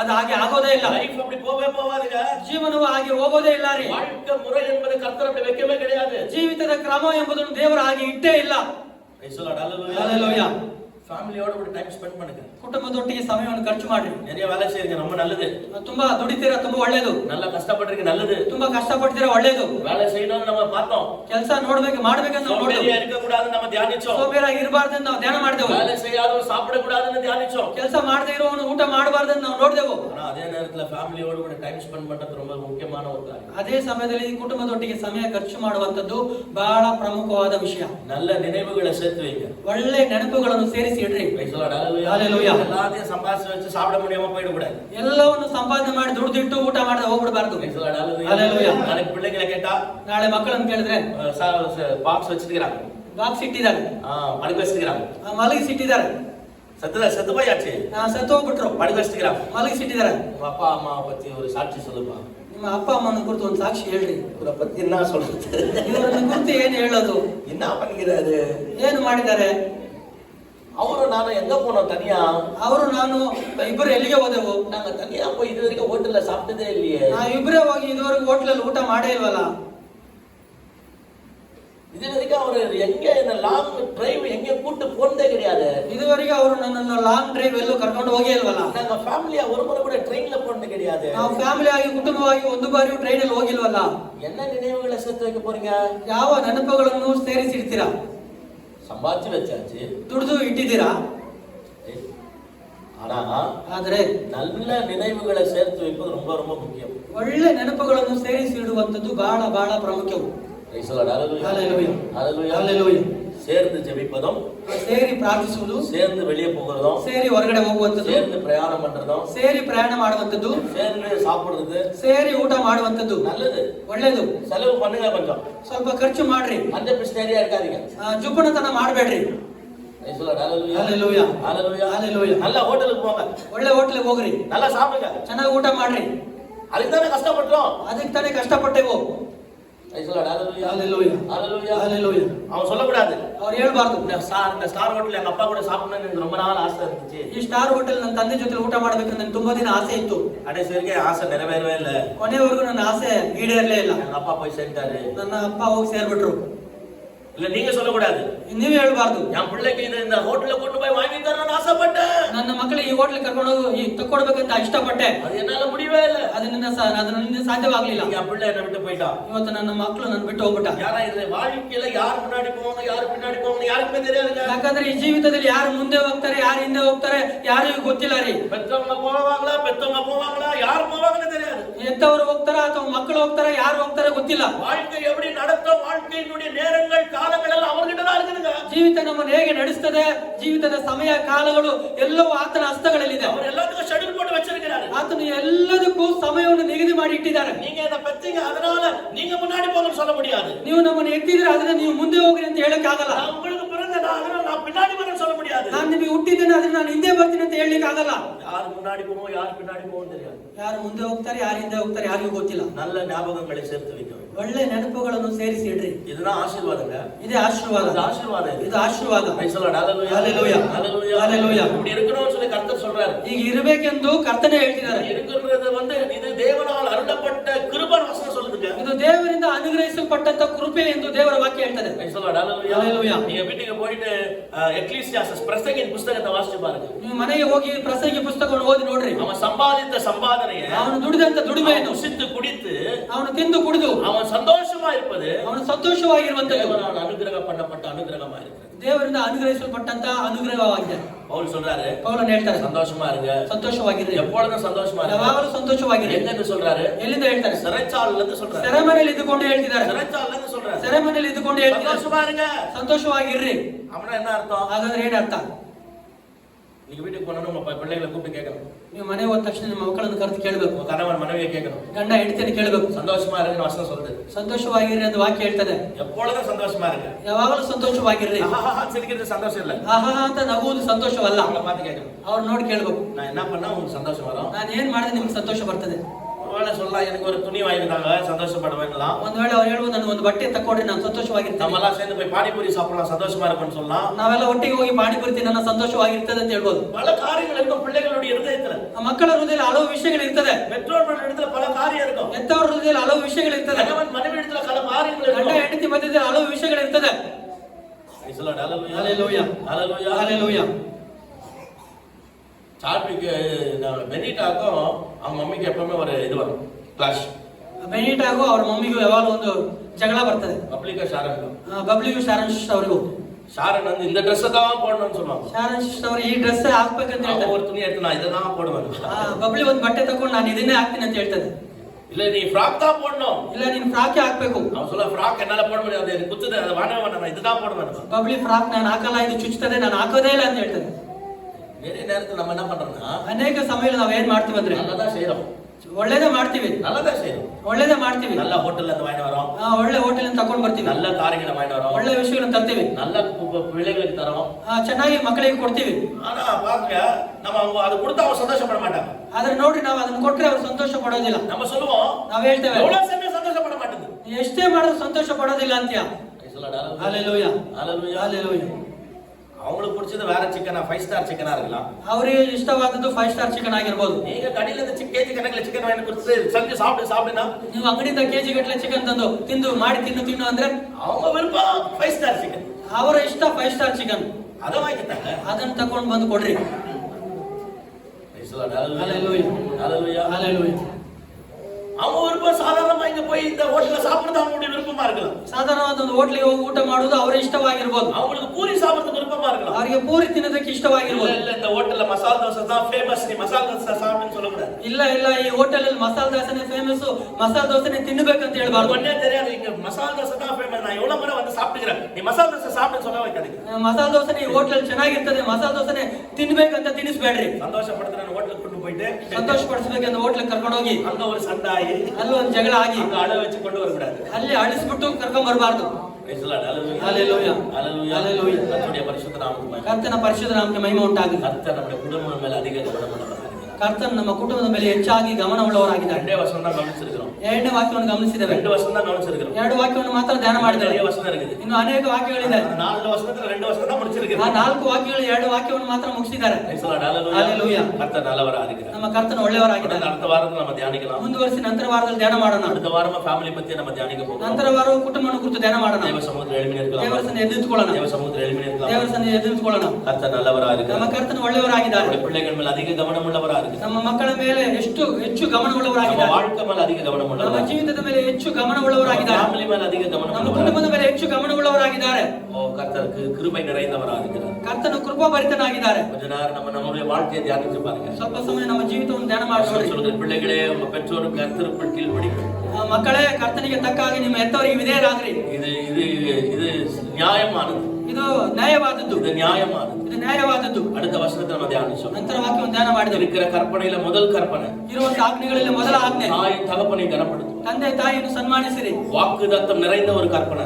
ವಾಗ್ದಾನ ಭರಿತ ತುಂಬಿದ ಒಂದು ವಾಗ್ದಾನ ವಾಕ್ಯವು நம்ம கனப்படுத்துறவங்களா இருக்கணும். ನಾವು ಗಣಪಡಿಸುವವರಾಗಿರ್ಬೇಕು. கனப்படுத்துறவங்களா ನಾವು ಸನ್ಮಾನಿಸುವವರಾಗಿರ್ಬೇಕು. நம்ம பிள்ளைகளை பாதுகாக்கிறவங்களா இருக்கணும். ನಮ್ಮ ಮಕ್ಕಳನ್ನು ಭದ್ರಪಡಿಸುವವರಾಗಿರ್ಬೇಕು. எந்தெந்த காரியம் நம்ம சரி பண்ணுங்க. ಯಾವ ವಿಷಯಗಳನ್ನು ನಾವು ಸರಿಪಡಿಸಬೇಕು ಅದನ್ನು ಸರಿಪಡಿಸಬೇಕು. அவங்களோட கூட நேரத்தை செலவு செய்யணும். ಅವರ ಸಂಗಡ ಸಮಯವನ್ನು ಖರ್ಚು ಮಾಡಬೇಕು. அவங்களுக்கு சொல்லிக் கொடுக்கணும். ಅವ್ರಿಗೆ ಹೇಳಿ ಕೊಡಬೇಕು. ஜெபம் பண்ண சொல்லிக் கொடுக்கணும். ಪ್ರಾರ್ಥನೆ ಮಾಡಲು ಹೇಳಿ ಕೊಡಬೇಕು. சபைக்கு போறது சொல்லிக் கொடுக்கணும். ಸಭೆಗೆ ಬರುವುದನ್ನು ಹೇಳಿ ಕೊಡಬೇಕು. என்ன நடந்தாலும் சபைக்கு போணும். ಏನೇ ನಡೆದರೂ ಸಭೆಗೆ ಹೋಗಬೇಕು. எல்லா நேரங்களிலும் கர்த்தரை துதிக்கணும். ಎಲ್ಲಾ ಸಮಯಗಳಲ್ಲಿ ಕರ್ತನನ್ನು எல்லா ಸ್ತುತಿಸಬೇಕು. நேரங்களிலும் ஜெபம் பண்ணணும். ಎಲ್ಲಾ ಸಮಯಗಳಲ್ಲಿ ಪ್ರಾರ್ಥನೆ ಮಾಡಬೇಕು. சின்ன சின்ன காரியத்துக்கு நன்றி சொல்லணும். ಚಿಕ್ಕ ಚಿಕ್ಕ ವಿಷಯಕ್ಕೂ ಕೃತಜ್ಞತೆ ಸಲ್ಲಿಸಬೇಕು. சொல்லிக் கொடுக்கணும். ನಾವು ಹೇಳಿಕೊಡಬೇಕು. அவர்களுக்கு முன்பதாக சாட்சியா வாழணும். ಅವರ ಮುಂಭಾಗದಲ್ಲಿ ಸಾಕ್ಷಿಯಾಗಿ ನಾವು ಜೀವಿಸಬೇಕು. ஒருவேளை நமக்குள்ள குறைவுகள் இருக்குமானா ಒಂದು ವೇಳೆ ನಮ್ಮಲ್ಲಿ ಕೊರತೆಗಳಿರುವುದಾದ್ರೆ மதிய நேரத்துல மன்னிப்பு கேட்கலாம். ಈ ಮಧ್ಯಾಹ್ನ ಸಮಯದಲ್ಲಿ ನಾವು ಕ್ಷಮೆ ಕೇಳೋಣ. ஒருவேளை பிள்ளைகள் பெற்றோர்களை சபித்திருந்தா மன்னிப்பு கேளுங்க. ಒಂದು ವೇಳೆ ಮಕ್ಕಳು ಹೆತ್ತವರನ್ನು ಶಪಿಸಿದ್ರೆ ಕ್ಷಮೆ ಕೇಳ್ರಿ. ஒருவேளை அடிச்சிட்டு இருந்தீங்கன்னா மன்னிப்பு கேளுங்க. ಒಂದು ವೇಳೆ ಹೊಡೆದಿದ್ರೆ ಕ್ಷಮೆ ಕೇಳ್ರಿ. அதே போல பெற்றோர்கள் பிள்ளைகளை கோபம் ஊட்டுகிறதான காரியங்களை செய்து அவங்களுக்கு நேரத்தை செலவு செய்யாமல் இருந்தீங்கன்னா இன்னைக்கு நீங்க மனம் திரும்புங்க. ಅದೇ ಪ್ರಕಾರ ಹೆತ್ತವರು ತಮ್ಮ ಮಕ್ಕಳಿಗೆ ಕೋಪವನ್ನು ಎಬ್ಬಿಸಿ ಅವರ ಸಂಗಡ ಸಮಯವನ್ನು ಖರ್ಚು ಮಾಡದೇ ಇದ್ರೆ ಈ ಸಮಯದಲ್ಲಿ ಕ್ಷಮೆ ಕೇಳ್ರಿ. நல்ல ஞாபகங்களை சேர்த்துக் கொள்ளுங்க. ಒಳ್ಳೆ ನೆನಪುಗಳನ್ನು ಸೇರಿಸಿಕೊಳ್ಳ್ರಿ. குடும்பத்தோடு கூட நேரத்தை செலவு செய்யுங்க. ಕುಟುಂಬದೊಟ್ಟಿಗೆ ಸಮಯವನ್ನು ಖರ್ಚು ಮಾಡ್ರಿ. Family is very very important. ಕುಟುಂಬವು ಬಹಳ ಪ್ರಾಮುಖ್ಯವಾದದ್ದು. கர்த்தர் வீட்டை கட்டாரானால் கட்டுடைய பிரயாசம் விருதான பார்க்கிறோம். ಕರ್ತನು ಮನೆಯನ್ನು ಕಟ್ಟದೆ ಹೋದ್ರೆ ಕಟ್ಟುವನ ಪ್ರಯಾಸ ವ್ಯರ್ಥ ಅನಿಸುತ್ತದೆ. சம்பாதிக்கிறதுக்கு பலன் கர்த்தர் தான் தராரு. ದುಡಿಯುವುದಕ್ಕೆ ಬಲವನ್ನು ಕರ್ತನೇ ಕೊಡ್ತಾರೆ. வேலை செய்யறதுக்கு பலன் கர்த்தர் தான் ಕೆಲಸ தராரு. ಮಾಡುವುದಕ್ಕೆ ಬಲವನ್ನು ಕರ್ತನೇ ಕೊಡ್ತಾರೆ. பிசினஸ் தொழிலெல்லாம் கர்த்தர் தான் தராரு. ಬಿಸಿನೆಸ್ ವ್ಯಾಪಾರವನ್ನು ಕರ್ತನೇ ಕೊಡ್ತಾರೆ. ஊழியங்களை கர்த்தர் தான் தராரு. ಸೇವೆಯನ್ನು ಕರ್ತನೇ ಕೊಡ್ತಾರೆ. அவைகளோடு கூட ಅದರ ಸಂಗಡ குடும்பத்தோட நம்ம சந்தோஷமா இருக்க பழகிக்கொள்ளலாம். ನಮ್ಮ ಕುಟುಂಬದೊಟ್ಟಿಗೆ ನಾವು ಸಂತೋಷವಾಗಿರುವುದನ್ನು ಅಭ್ಯಾಸಿಸಿಕೊಳ್ಳಬೇಕು. அதிகமாக கவனம் செலுத்துகிறவங்களா இருக்கணும். ಹೆಚ್ಚಾಗಿ ಗಮನ ಹರಿಸುವವರಾಗಿರ್ಬೇಕು. பெற்றோர்கள் பிள்ளைகள் மேல கவனம் செலுத்துகிறவர்களா இருக்கு. ಹೆತ್ತವರು ಮಕ್ಕಳ ಮೇಲೆ ಗಮನ ಹರಿಸುವವರಾಗಿರ್ರಿ. பிள்ளைகள் பெற்றோர்களை கனப்படுத்துகிறவர்களாக இருங்க. ಮಕ್ಕಳು ಹೆತ್ತವರನ್ನು ಸನ್ಮಾನಿಸುವವರಾಗಿರ್ರಿ. கீழ்ப்படிகிறவர்களா இருங்க. ವಿಧೇಯರಾಗುವವರಾಗಿರ್ರಿ. சமுத்திரம் ஒப்பு கொடுக்கலாமா? ದೇವರ ಸನ್ನಿಧಿಯಲ್ಲಿ ಒಪ್ಪಿಸಿಕೊಳ್ಳೋಣ. இயேசு எப்படி யோசேப்பிய மரியாதையும் நல்ல வேல்யூ பண்ணாரோ, ಯೇಸು ಸ್ವಾಮಿ ಹೇಗೆ ಯೋಸೇಫನನ್ನು ಮರಿಯಳನ್ನು ಒಳ್ಳೆ ಬೆಲೆಯನ್ನು ಕೊಟ್ಟರೋ, எப்படி அவங்களுக்கு கீழ்ப்படிந்திருந்தாரோ, ಹೇಗೆ ಅವರಿಗೆ ಅಧೀನರಾಗಿದ್ರು, பிள்ளைகளா இருக்கிற நாமும் நம்முடைய பெற்றோர்களுக்கு கீழ்ப்படிந்திருக்கிறோம். ಮಕ್ಕಳಾಗಿರುವಂತ ನಾವು ಸಹ ನಮ್ಮ ಹೆತ್ತವರಿಗೆ ಅಧೀನರಾಗಿರ್ಬೇಕು.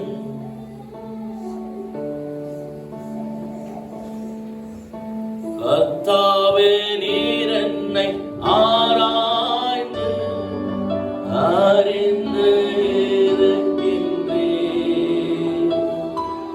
உட்காருதலையும் எழுந்துக்குதலையும் அறிந்து இருக்கின்றீர். கர்த்தாவே நீர் என்னை ஆராய்ந்து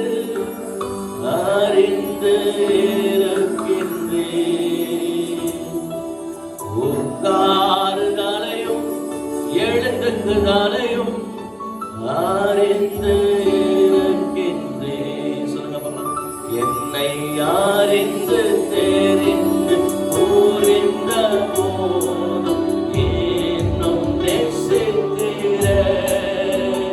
என்னை அறிந்து தெரிந்து புரிந்த போதும் இன்னும் நேசிக்கிற. என்னை அறிந்து தெரிந்து புரிந்த போதும் இன்னும் நேசிக்கிற.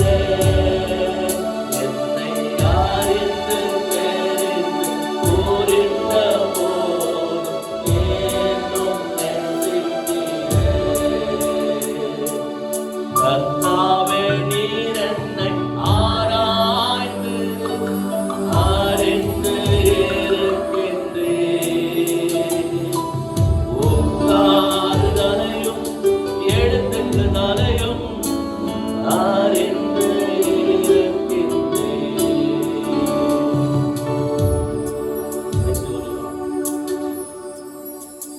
மகா கிருபையும் இரக்கமும் அன்பும் நிறைந்த நல்ல பிதாவே, உன்னதரும் ரட்சகர் மீட்பருமா இருக்கிற இயேசு கிறிஸ்துவின் இனிய நாமத்தினால பரிசுத்தமான சமூகத்துக்கு நேராக நாங்கள் கடந்து வருகிறோம்.